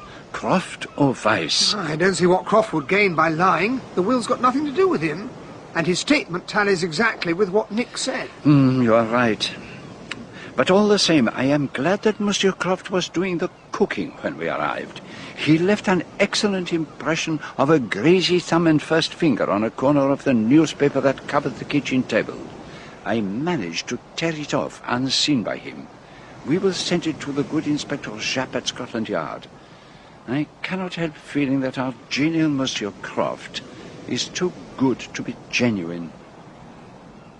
That afternoon, the police sent round to us a very curious piece of evidence which they had turned up while searching the garden of End House. A torn scrap of paper. Must have money at once. If not, you know what will happen. Do they say whether there were any fingerprints on it? There were none. Of course, it may have nothing to do with the case. Does the writing look at all familiar to you? That reminds me of something. That note from Mrs. Rice that we found in Nick's desk. Yes, there are resemblances. Yet I do not think it is the handwriting of Mrs. Rice. Come in. Oh, Commander Challenger. Just looked in to find out if you were any further forward. Parbleu, at this moment I am feeling that I am considerably farther back. I seem to progress en reculant. 1 step forward and 2 steps back, eh? I've been hearing all about you, Monsieur Poirot. You'll get to the bottom of it, all right. That I swear to you. I am the dog that stays on the scent and does not leave it. Got any ideas? I have suspicions of 2 people. I suppose I mustn't ask who they are. I should not tell you. I might probably be in the error. Tell me, Commander, you would like, I think, to marry Mademoiselle Nick. I've always wanted to marry her. But Mademoiselle was engaged to another man, and she has died the death of a hero. So it's true. Nick was engaged to Michael Seaton. I heard a rumour this morning. You never suspected it before? I knew she was engaged to someone. She told me so 2 days ago. But she didn't give me a clue as to who it was. Entre nous, Michael Seaton has left her, I fancy, a very pretty fortune. She weeps for her lover now. But the heart consoles itself. So that's where you've got to, George. They told me I might find you here. Good afternoon, madame. Good afternoon, Mrs. Rice. Good afternoon. I'm sorry to intrude. I merely wanted to ask George whether he'd got my watch back. I called for it this morning. Here you are. It was a watch of rather unusual shape, round like a globe, set on a strap of plain black moire. I remember that I'd seen a similar one on Nick Buckley's wrist.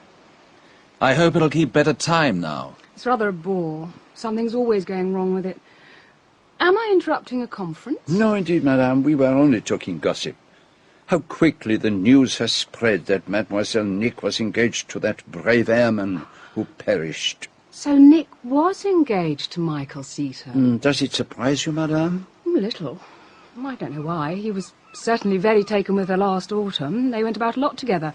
And then after Christmas, they both seemed to cool off rather. As far as I know, they hardly met. They kept their secret well. On account of old Sir Matthew, I suppose. He really was a little off his head. You had no suspicion, madame? And yet she was such an intimate friend. Nick can be a close little devil when she likes. But I understand now why she's been so nervy lately. And I ought to have guessed from something she said the other day. Your little friend is very attractive, madame.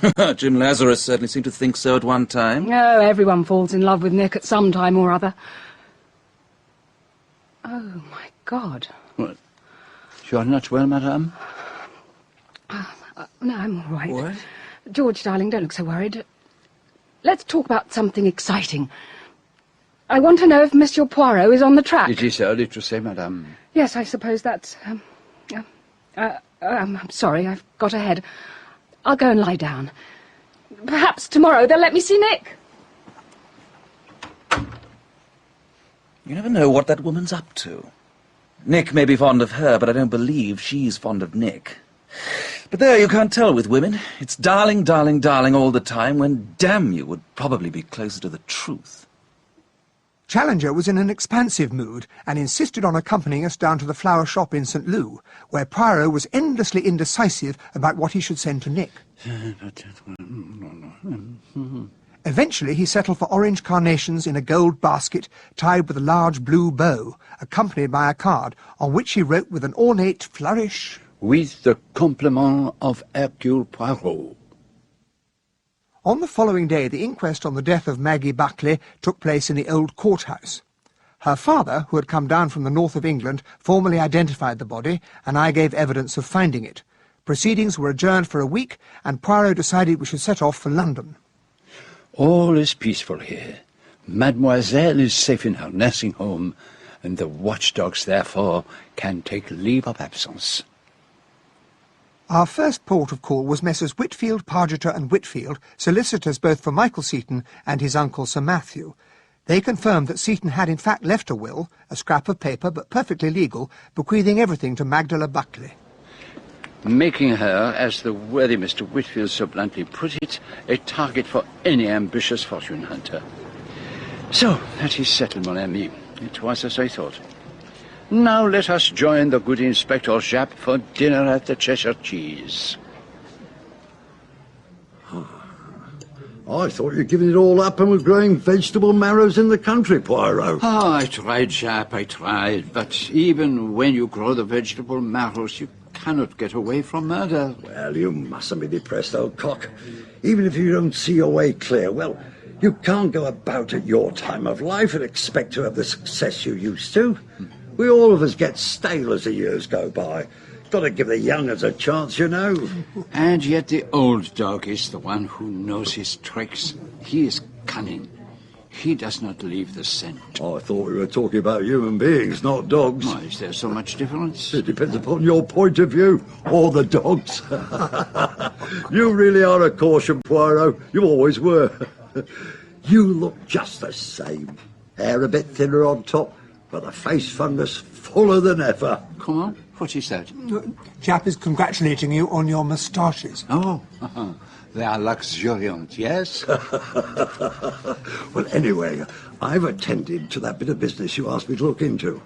The fingerprints on the scrap of newspaper you sent me. Yes? Nothing doing. Oh. Whoever your Mr. Croft may be, he hasn't passed through our hands. Is he known in Australia? It doesn't look like it. I wired Melbourne, but they've got nothing on anybody of that name or description. It was worth a try, at least. And what about the elegant Mr. Lazarus, the art expert who knows so much about cars? The firm's got a good reputation. Quite straight and honourable in their dealings. They're in a bad way financially, though. Why is that? A slump in the art market, or so they tell me. Did you ever get a report on that painting, Poirot? Oh, yes. It is worthless. £20 at most. Now, how about a bit of stilt and a glass of port? It's on its way. Sorry I couldn't come up with anything, Poirot. Barking up the wrong tree, I expect. Perhaps. Poirot is a good dog, but sometimes he follows the wrong scent.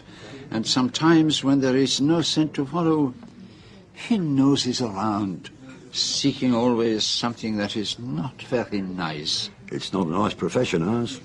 And yours is worse than mine. Not official, you see. And therefore a lot more worming yourself into places in underhand ways. I do not disguise myself, Japp. Never have I disguised myself. You couldn't. You're unique. Once seen, never forgotten. Vous croyez? Only my fun, don't mind me. But here's the Stilton and the port. It turned out to be a very merry evening talking over the good old days. But I could see that Poirot was worried about the case. I had the feeling that for once he was going to fail. We caught the train back to St. Louis the following morning. There was a message waiting for Poirot asking him to telephone the nursing home. Urgently. Come on. Say it again, I beg. When? Oh, yes, I will come at once. What is it? Why did I go away, Hastings? Why did I go away? Tell me what's happened. Nick is dangerously ill. Oh. Cocaine poisoning. They have got at her after all. It's been touch and go, but she's going to be all right. The trouble was not knowing how much she'd taken of the damn stuff. She will live. Oh, yes, she'll live. But how did it happen? Who has been allowed in? Nobody has been allowed in. But then... It was a box of chocolates. But I told her to eat nothing. Nothing that came from outside. I don't know about that. It's hard work keeping a girl from a box of chocolates. She only ate one, thank goodness. How was it done? Quite clumsily. The chocolate cut in half, the cocaine mixed with the filling, and the chocolate stuck together again. An amateur, homemade job. May I see Mademoiselle? If you come back in an hour, I think she'll be well enough. Escape number 5, Monsieur Poirot. Oh, Mademoiselle. Your old nursing home hasn't proved so safe after all. If only you had obeyed orders, Mademoiselle. But I have. You were supposed to touch nothing that came from outside. No more I did. But these chocolates... I thought they would be safe. After all, you sent them. Huh? I never did anything of the kind. Oh, but you did. Your card was on the box. What? It's in the drawer of my bedside table. See for yourself. Here it is. With the compliments of Hercule Poirot. You see? I did not write this. It looks very like your handwriting, Poirot. It was so like the card that came with the orange carnations. I never doubted that the chocolates had come from you. Why should you doubt? Oh, but he has genius, this man. Genius. With the compliment of Hercule Poirot. So simple. I have been tricked, outwitted, as though I were a little schoolboy. But it shall not happen again, I promise you. Come, Hastings. What was so strange was that Poirot had no difficulty in tracing where the box of chocolates had come from. It had been delivered by Mr. Lazarus. He told us the chocolates were a gift from Mrs. Rice, and that she had asked him to take them to the nursing home. What's all this about Nick being taken ill? Oh, it is a most mysterious affair, madame. Tell me, did you send her a box of chocolates yesterday? Yes. She asked me to get them for her. She asked you to get them? Yes. But she was not allowed to see anyone. How did you get in? I didn't. She telephoned. She asked me to send her a £2 box of Fuller's chocolates. How did her voice sound? Weak? No, on the contrary. It was quite strong. But different somehow. I didn't realise it was she who was speaking at first. Until she told you who it was? Yes. Now, are you sure, madame, that it was your friend? Well, it must have been. Who else could it be? That is an interesting question, madame. Now, could you swear that it was your friend's voice? No, I couldn't. She certainly sounded different. I thought it was the phone or perhaps her being ill. Would you have recognised the voice if she hadn't told you who it was? No, I don't think I would. But who could it have been, Monsieur Poirot? That is what I intend to find out, madame. What exactly has happened to Nick? She is ill. Dangerously ill. Those chocolates were poisoned. The chocolates I sent her? But that's impossible. Not impossible, madame, since she is at death's door. Oh, my God. I don't understand. The other, yes, but not that. But they couldn't be poisoned. You're making some dreadful mistake, Monsieur Poirot. It can't have been the chocolates. I understand nothing, but nothing. I am in the dark. I am a little child. Who stands to gain by Mademoiselle's death? Madame Rice. Who buys the chocolates and admits it? Madame Rice. And Madame Rice takes cocaine. There is no mistaking it. And there was cocaine in those chocolates. What does she know, Madame Rice? She knows something, but I cannot make her speak. Oh, I tell you, Hastings, it is all very dark, very black. Always darkest before dawn. Oh, spare me the proverbs, Hastings. Now, if you would be the good friend, the good, helpful friend... Yes? Go out, I beg of you, and buy me some playing cards. I suspected it was simply an excuse to get rid of me. However, I misjudged him. That night, when I came into his sitting room at about 10 o'clock, I found him carefully building a house of cards. It was an old trick of his to calm his nerves. One needs the precision. One card on another, so in exactly the right place, and that supports the weight of the next card, and on top of that I place another... But I have it, Hastings! I have it! Mademoiselle Nick is dead. What? What's happened? No, not really dead, but it can be arranged. Yes, for 24 hours it can be managed, with the help of the doctors and nurses and the police, bien entendu. But what's the point of it? 4 times the murderer has tried and failed. The 5th time he has succeeded. We tell everyone that Mademoiselle Nick is dead, and we wait to see what happens. The events of the next day are completely hazy in my memory. I was unfortunate enough to wake with a fever. I have been liable to these bouts since I contracted malaria some years ago. I spent most of the time dozing in an armchair with a rug over my knees, so that much of the day takes on in my memory the semblance of a nightmare, with Poirot coming and going as a kind of fantastic clown. Comment ça va, mon ami? Oh. I come this moment from ordering a wreath, immense, stupendous, and large quantities of lilies. Everyone orders something, each more exotic than the last. My little plan, it will make the fortune of the flower shops. I dozed off for an hour or so, and when I opened my eyes, Poirot was back again. Clearly he was having the time of his life. I shall not dress for dinner tonight. I am too much the broken old man. I shall eat hardly anything. The food untasted will remain on my plate. But in my room I will consume some brioche and some chocolate eclairs, which I had the foresight to buy at a confectioner's. And you? Some more quinine, I think. Ah, my poor Hastings. When I next awoke, he was sitting at a table, writing. I am compiling a list of questions concerning each person. They may have no bearing on the crime, but they are things that remain unexplained. Would you like to hear? Yes, I would. I feel rather better, I think. Very well, I will read them to you. A. Ellen. Is she speaking the truth about the secret panel? If there is such a thing, why does she not remember where it is? Has she read Michael Seaton's letters? B. Mr. and Mrs. Croft. Where do they really come from? Is there some possible connection with the Buckley family? C. Mrs. Rice. Does she know that she is Mademoiselle's residuary legatee? Very likely, I should have thought. Who is the boyfriend mentioned in her note who supplies her with cocaine? Why did she suddenly turn faint that time in this room? Is she lying about the telephone conversation? What did she mean when she said, I can understand the other, but not this? Yes, I've been wondering what she meant by that. D. Monsieur Lazarus. Why did he offer £50 for a picture that is practically worthless? Perhaps he wanted to do Nick a good turn. Oh, but he is a dealer. He does not buy to sell at a loss. E. Monsieur Weiss. Why did he say what he did about his cousin's fanatical devotion to End House? Did he in fact receive the will? But why lie about it? F.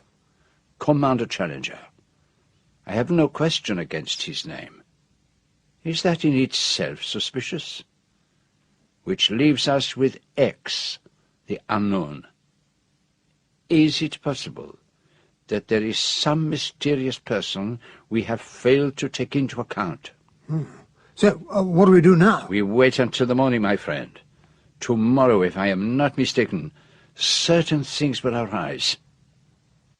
The following day I awoke feeling weak, but with the fever abated, and with the morning's post came a letter from the parents of Maggie Buckley, whom we had met briefly at the inquest, enclosing a note she had written to them on the day of her arrival at End House, the day of her death. If you would be so good as to read it to me, Hastings. It's lovely weather here. Nick seems very well, if a little restless, but I cannot see why she should have telegraphed for me the way she did. Tuesday would have done just as well. No more now. We are going to have tea with some neighbours, Australians who've rented the lodge. Nick says they are kind, but rather awful. We'll write tomorrow. The voice of the dead, and it tells us nothing. Poirot positively rushed to the phone. Although his own contributions to the conversation were entirely non-committal, when he returned, his eyes were sparkling with excitement. That was Monsieur Charles Weiss. Huh? Mademoiselle Nick's will, signed on the 25th of February, arrived at his office this morning. Oh, do you think he's speaking the truth? Well, you mean, has he had the will all along? It's certainly very curious. But I told you that if Mademoiselle was supposed to be dead, we should have the developments, and here they are. Extraordinary. I suppose this is the will naming Frederica Rice the residuary legatee. Monsieur Weiss said nothing about the contents, but there is very little reason to doubt that this is the same will. So, we are back to our principal suspect. Frederica Rice. Or Freddie, as her friends insist on calling her. Now, why disfigure such a pretty name? Freddie, ce n'est pas joli. Well, there aren't many abbreviations of Frederica. It's not a name like Margaret, where you can have half a dozen. What was it I was trying to think about when the phone rang? Yes, something about the letter written by that poor murdered girl that struck me as curious. Let me look at it again. He read it over to himself several times, while I watched the boats racing across the bay. Oh, but I have been blind. But what on earth's the matter? So simple, and I could not see it. Oh, how could I be such a miserable imbecile? Well, what is it? What couldn't you see? Wait, do not speak. But yes, it all fits in. All the things that have puzzled me, they all have their place. You mean you know everything? Nearly everything. All that matters. I shall send a telegram asking 2 questions, but the answers I already know. They are here, in the little grey cells. But what happens when you receive the answers? Do you remember that Mademoiselle Nick said she wanted to stage a play at End House? Tonight we shall stage such a play, but it will be a play directed by Hercule Poirot, and there will be a ghost in it, for Mademoiselle Nick will have a part to play. What's it all about? No, I will say no more. Tonight my little comedy will reveal the truth. It will be a play such as no one has ever seen. All our suspects shall be assembled at End House, and the murderer will be revealed.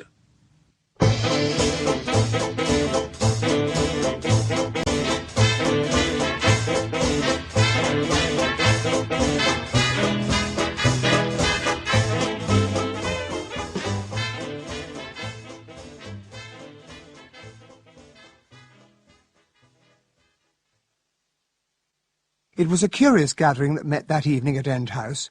Everyone on the list of Poirot's suspects was seated round the table in the dining room, except for Ellen the housekeeper, who sat by the door. Frederica Rice wore a black dress, and Mr. Lazarus sat beside her, with George Challenger and Mr. Croft on the other side. Mrs. Croft was next to me in an invalid chair. This is a surprise, isn't it? Makes a change for me, I must say. I think I shall try and get out more. Mr. Vyse made a particular point of my coming. Mr. Vyse? This is a rather unconventional gathering tonight, but then the circumstances are most unusual. In an ordinary situation, the will of the deceased is read after the funeral, but in deference to Monsieur Poirot's special wish, I am proposing to read it now. That is why you've all been asked to come here. The will has come into my possession in a rather strange manner.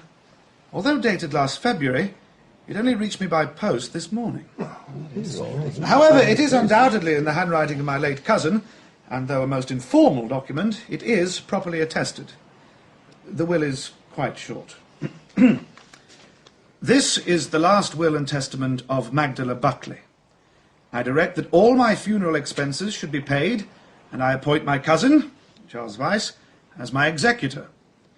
I leave everything of which I die possessed to Mildred Croft, in grateful recognition of the services rendered by her to my father, Philip Buckley, which services nothing can ever repay. Signed, Magdala Buckley. It's quite true. Philip Buckley was out all alone in Australia, and if it hadn't been for me, well, I'm not going to go into that. A secret it has been, and a secret it had better remain. Nick knew all about it. Her father told her. We came down here because I'd always been curious about this End House Philip talked so much about, and that dear girl couldn't do enough for us. She wanted us to come and live with her, but we wouldn't do that, so she insisted that we should have the lodge, and not a penny's rent would she take. Had you any knowledge of this, Monsieur Vyse? None. I knew Philip Buckley had been in Australia, but I had never heard rumours of an attachment of any kind there. And you won't get a word out of me about it. The secret goes to the grave with me. Well, Mother, this is a surprise. Nick never told me what she was up to. Dear, sweet girl. I only wish you could look down and see us now. Or perhaps she does. Who knows? Perhaps she does. And since we are all seated here around this table, why do we not hold a séance? A séance? Wouldn't that be rather... It will be most interesting.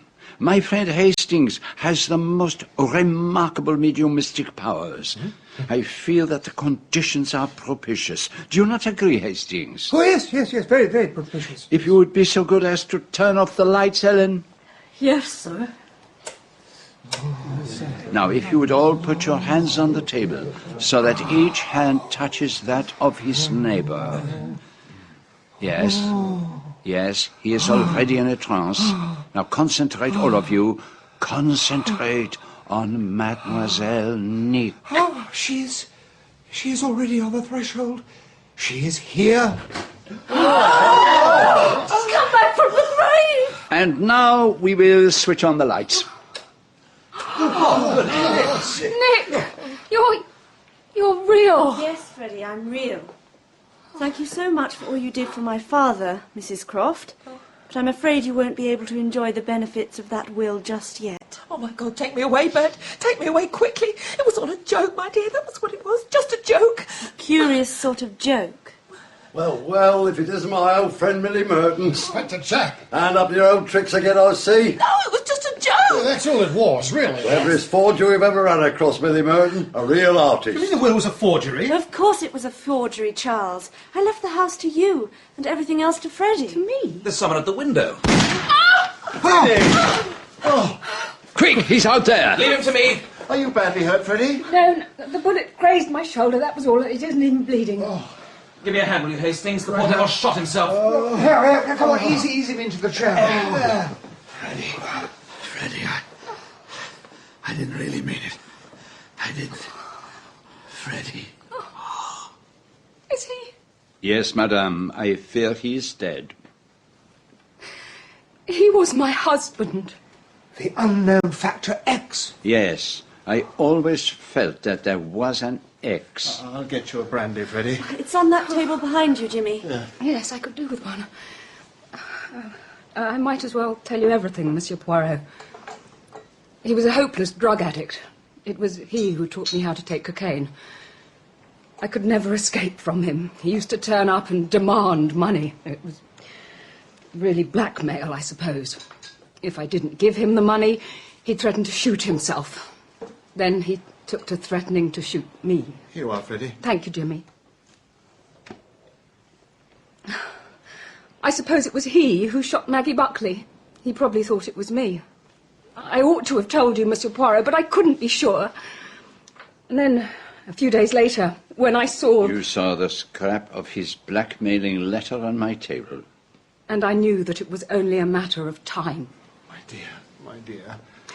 I'm all right now, Jimmy. What had we better do? Don't look at me, madam. I'm merely obliging an old friend. That's all I'm doing. Mr. Poirot, can't we just hush it all up? You wish that, mademoiselle? Well, I'm the person most concerned. There will be no more attacks on me now. No, that is true. There will be no more attacks on you. And nothing can ever bring poor Maggie back to life again. Well, if you make all this known to the outside world, you'll only bring an awful lot of publicity and suffering on Freddie. And she hasn't deserved it. So you want to hush it up, mademoiselle. And what about you, Hastings? I agree. Mr. Lazarus? Yes, hush it up. Commander Challenger? Best thing to do. Let's forget everything that's passed in this room tonight. I don't think anyone was asking you, Mr. Merton, nor Millie here. Ellen? I won't say a word, sir. Least that's so dismanded. And you, Mr. Vyse? You just can't hush up a thing like this. Charles, think of poor Freddie. I'm sorry, my dear, but the facts have to be communicated to the proper quarter. 5-1. And the good Jap is neutral. I'm on holiday. So, only Monsieur Vyse declares himself on the side of law and order. You're a man of character. The position is clear. There is only one course possible. And I, too, range myself on the side of the minority. I, too, am for the truth. But Mr. Poirot... Mademoiselle, you dragged me into this case. You cannot silence me now. Sit down, all of you. And I will tell you the truth. I have here a list of persons I believed connected with the crime. I numbered them with the letters of the alphabet, A to F, and then I added the letter X for a person unknown. I did not know who X was until tonight, but I suspected that there was such a person, and I was right. But a day ago, I suddenly realized that I must add another letter to my list.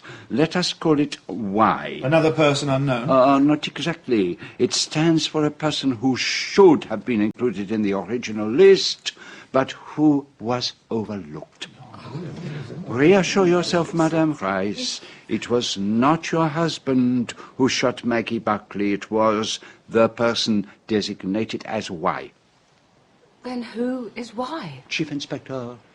Acting on information received, I took up a position in the house earlier this evening, having been secretly introduced into the place by Mr. Poirot. On his advice, I concealed myself behind the curtains in the drawing room.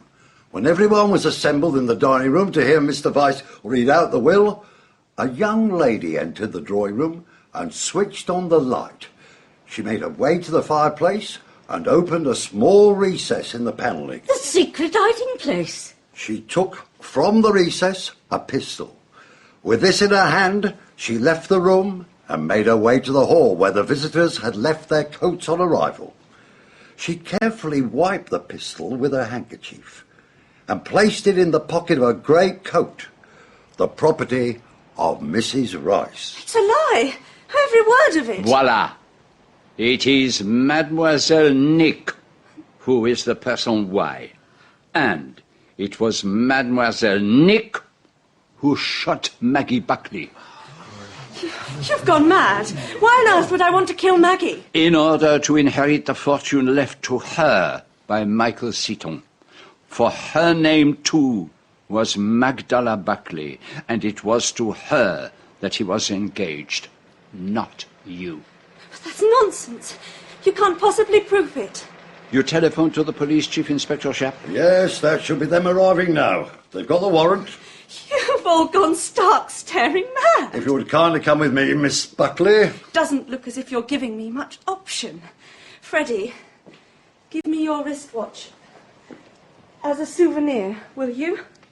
My wristwatch? Yes, here you are. Thanks. And now, since you're so convinced that I am a murderess, Mr. Poirot, and since the Chief Inspector has a police van waiting outside, I suppose we must go through with this ridiculous comedy. A comedy that you yourself devised, mademoiselle. But you should not have given the star part to Hercule Poirot. That, mademoiselle, was your grave mistake. And now, the comedy. It is finished. The Crofts, too, were taken away, escorted by Jap. The rest of us, Frederica, Lazarus, Challenger, Vyse, and myself, moved into the drawing room. Poirot looked round at us with a gratified smile and that air of mock humility that I knew so well. Eh bien, mes amis, I was fooled. Completely and absolutely. I confess it. The little Nick, she had me where she wanted me, as your idiom so well expresses it. Ah, Madame Rice, when you told Hastings that your friend was a clever little liar, how right you were. Her stories were invented, very cleverly, to arouse the interest of Hercule Poirot. But why? To give the impression that Mademoiselle Nick's life was in danger. At the start of this whole affair, we have this young girl, Nick Buckley, beautiful, unscrupulous, and fanatically devoted to Endhouse. As I told you at our first meeting. And I, very foolishly, I admit, did not believe you. But Endhouse was mortgaged. It was falling to pieces, and she had no money to do anything about it. And then she meets the young aviator, Michael Seaton, and he is immediately attracted to her. He certainly was. She knows that in all probability he is his uncle's heir, and that Sir Matthew Seaton is worth millions. But Michael Seaton is not really in love with her. He thinks her good fun, that is all. They meet at Scarborough. He takes her up in his flying machine, And then the catastrophe occurs. One day she brought Maggie along with And her. he falls in love with her at first sight. Nick is dumbfounded. But to young Seaton, Maggie was different. The only girl in the world for him. They became secretly engaged. And only one person was permitted to know. And that was Nick. She gets to know that Michael Seaton proposes to leave everything to Maggie Buckley. She pays little attention to it at the time. And then she heard of Sir Matthew's death. And immediately after that, Michael Seaton's plane goes missing. Straight away, an outrageous plan comes into our young lady's mind. Seaton only knows her as Nick. He does not know that she, too, is named Magdala. His will is very short and informal. He leaves everything to Magdala. And in the eyes of the world, Michael Seaton is Nick's friend. If she were to claim to be engaged to him, no one would be surprised. But if her plan is to succeed, Maggie must be eliminated. Time is short. She arranges for Maggie to come and stay in a few days' time. But then a major new factor comes into play. She reads in the local paper that I am staying at the Majestic Hotel. You mean she really knew who you were? Of course she knew, Hastings. Oh. Everyone has heard of Hercule Poirot. I believe in the peril that menaces her, and I play into her hands by asking her to send for a friend. She seizes her chance. She does not reveal that Maggie has already been invited. She asks her to come a day earlier than has been arranged. So that she would be at End House for the fireworks party. Where nobody would notice the sound of a gun going off. Exactly. And how easy the crime is to arrange. On the night of the party, Nick is wearing black. Fool that I was, I concluded that she was in mourning, but it was because she had to be dressed exactly like Maggie. When everyone is outside watching the fireworks, Maggie begins to feel cold. Yes, it did get awfully chilly. The two women go back into the house. But Maggie cannot find her coat because Nick has hidden it, and it is easy to persuade her to wear the crimson shawl. As Maggie leaves the house, Nick steals out after her and shoots her, and then goes back inside to hide the pistol in the secret panel, and waits until she hears the sound of voices outside. I'm sorry I've been so long, Maggie. I couldn't find my... What is it? What's happened? Maggie! Oh, Maggie! How well she played her part. Magnificently. Oh, yes, she staged a fine drama there. Ellen said that this was an evil house, and I fear that she is right. It was this house which drove Mademoiselle Nick to take her cousin's life. But the poisoned chocolates, were they the ones I sent her? It was all part of the comedy. If Nick's life was attempted again after Maggie's death, everyone would be more convinced than ever that the shooting was a mistake. So once we were out of the way, she simply rang you up, Mrs. Rice, and asked you to send her a box of chocolates. And when it arrived, she fills certain chocolates with cocaine. You mean to say that she actually had cocaine with her? Madame Rice? Oh, yes, she had cocaine. She eats just one of the chocolates. She knows very well how much cocaine to take and just what symptoms to exaggerate. But what about the card from you? Ah, Sapristi, she has a nerve. It was my card, the one I sent with the basket of carnations. Ah. So simple, and I fell for it. Why did she put the pistol in my coat? Oh, madame, had it never entered your head that Nick no longer liked you? Did you never feel that she might, in fact, hate you? It's hard to say. We lived such an insincere life. She was fond of me, once. Monsieur Lazarus, tell me frankly, was there anything between Mademoiselle Nick and you? Nothing very serious. I was certainly attracted to her at one time, and then, I don't know why, I went off her. Yes, that was her tragedy. She attracted people at first, and then, as you say, Mr. Lazarus, they went off her. And you fell in love with her closest friend. She began to hate Madame Rice, Madame who had your love and, as she believed, your wealth. But in that case, why did she leave everything to me? But that was last winter, when she was still fond of you, and when she had practically nothing to leave. But she remembered that will. She did not know that the Crofts had suppressed it, and she knew that with the death of Michael Seaton, it would appear to the world that you had a strong motive for doing away with her. That was why she made it seem that you had poisoned the chocolates. Tonight, the will would have been read, naming, as she believed, you as the inheritor of the Seaton millions, and then the pistol would have been found in your coat. The pistol with which Maggie had been shot. She must have hated me. Yes, madame. You had what she had not. The ability to win love and to keep it. I may be very stupid, but I simply can't make head nor tail of this will business. How did the Crofts, or whatever their name really is, come into it? That is a different operation entirely. The Crofts persuade madame to make a will and leave it with them to post, but they do not send it. They make another in its place. Then, if anything happens to Nick, the appendix operation goes wrong perhaps, they will produce the document that Millie Merton has so cleverly forged, in which everything is left to her. They had no idea that End House was so heavily mortgaged. They calculated on inheriting a valuable property. But Nick sailed through the appendix operation without any trouble. And so they wait. Then came the supposed attacks on Mademoiselle's life. Their hopes begin to rise again. When I announced that Nick was dead, they posted the forged will off to Mr. Weiss. By then they knew all about the Seaton inheritance, and they thought that their plan had succeeded beyond their wildest dreams.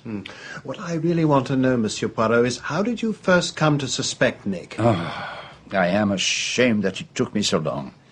It was when Maggie Buckley's parents sent me the letter that she had written to them on the day of her death.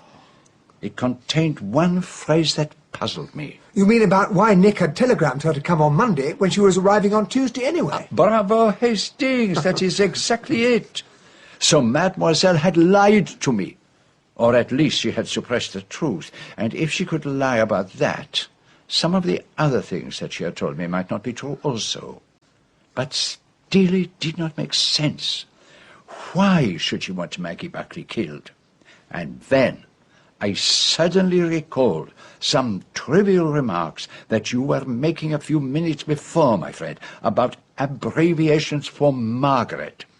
And it suddenly occurred to me to wonder, what was Maggie Buckley's real name? You wondered whether it might have been Magdala. It was an old family name. Mademoiselle had told me that. Now, what if Maggie were the Magdala Buckley to whom Michael Seaton had left everything? In my mind, I ran over the letters of his that Hastings and I had read. There was a mention of Scarborough. Maggie was with Nick at Scarborough. That's where she met Seaton. And it explains something that had worried me. Why were there so few letters? And why only those? And then it occurred to me. Nowhere in them was there any mention of a name. But that's true. They all began darling or dearest love. And there was something else, something I ought to have seen at once. Nowhere in any of those letters was there any mention of the appendix operation that Nick Buckley had undergone 6 months ago. No concern, no wishes for recovery. That should have told me that the letters were written to a different person altogether. But what made you so convinced that Nick had hidden the pistol behind the secret panel? Because Nick had so positively denied all knowledge of the panel's existence. She said that Ellen must be making it up. But why should Ellen do a thing like that? Again, I realized that Nick had been lying, which is why I persuaded my good friend Japp to hide behind the curtain and observe Nick take the pistol from its hiding place and put it in your pocket, madame. All the same, I don't regret giving her my watch. No, madame. And nor do I. You know about that, too. It's going to be a very unpleasant business. I must see about some form of defence for her, I suppose. There will be no need of that, I think. That is where you concealed the stuff, is it not, Commander? Huh? In those wristwatches? I haven't the faintest idea what you're talking Do about. not try to deceive me with your bluff-hearty good sailor manner. It may deceive Hastings, but it does not deceive me. You make a good thing out of the traffic in drugs, do you not? You are the useful boyfriend mentioned by Madame Rice in her letter to Nick. I advise you, if you do not want the facts put into the hands of the police, to leave at once. Yes, you're right. I'd quite forgotten. I have an appointment to keep in Plymouth. Did I not tell you, Hastings? Your instincts are always wrong. You mean the cocaine was in the wristwatches? Yes. That was why Mademoiselle had it with her so conveniently in the nursing home. And having put all her supply in the chocolates, she asked Madame Rice for her watch, which was full. But tonight she needed it for a different purpose. It will be a full dose this time. Full dose? It is the best way. Better than the hangman's rope. But we must not say so before Mr. Weiss, who is all for law and order. The contents of the watch, it is the merest guess on my part. Your guesses are always right, Monsieur Poirot. I've heard nothing. I shall go before I make myself a fellow conspirator. Good night, Monsieur Poirot. All I can say is that it has been a most remarkable experience. Good night, Monsieur Weiss. Good night, Mr. Weiss.